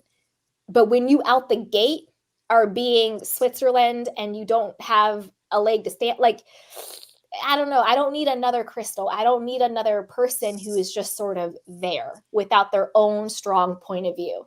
Like, that's the thing about Erika. I don't really like Erika, but to be honest, she does have a very strong point of view. And I would rather watch somebody who double downs on how they feel than somebody who placates to people that they don't even know. Yeah, we need a strong personality in that. Yeah. Yeah. We do need a strong personality, but we need a personality that's not Erika level of down and dirty. Mm-hmm. Yep. Whew, you guys, I'm tired. I'm hungry. Yeah, same. Yeah. But this was so much fun. Thanks for having us, per usual. Absolutely. Thanks for hanging out with me. It's been the best time. All right. Bye, guys. All right, bye. Happy Merry holidays. Christmas if we don't see each other, but I doubt it. We will. I know. I'll probably see you like Merry tomorrow. Christmas. All right. Bye. Love you guys. Mwah. Shout out to my wonderful panelists. Thank you so much. Nataski, Gossip News, Kiki, Miss Bernice, Rena, Candor. Thank you everybody who came up. Shout out to my wonderful people in the chat box. Hannah, Amy, Adam. Shout out to Adam. I love you. Shout out to SW, Irene, Jamaica. Who else is Chocolate Chunks? Hello, sweetheart. Shout out to everybody. Kelly, Bella. Shout out to everybody. If I missed you, I apologize. But as always, you guys, take care of yourself. Have a safe and happy holiday season. Whatever you celebrate, if you celebrate, have fun and be safe. And I will talk to you guys next time. Thank you. Merry Christmas to you too, sweetheart. Thank you, Hannah. Hey, Adam. Hey, everybody. Hey, Chocolate Chunks. Thank you for being a channel member. Yes, it was so much fun. All right, you guys. Hey, Irene. Yes, Jesus is the reason for the season. I co-sign that 1000%.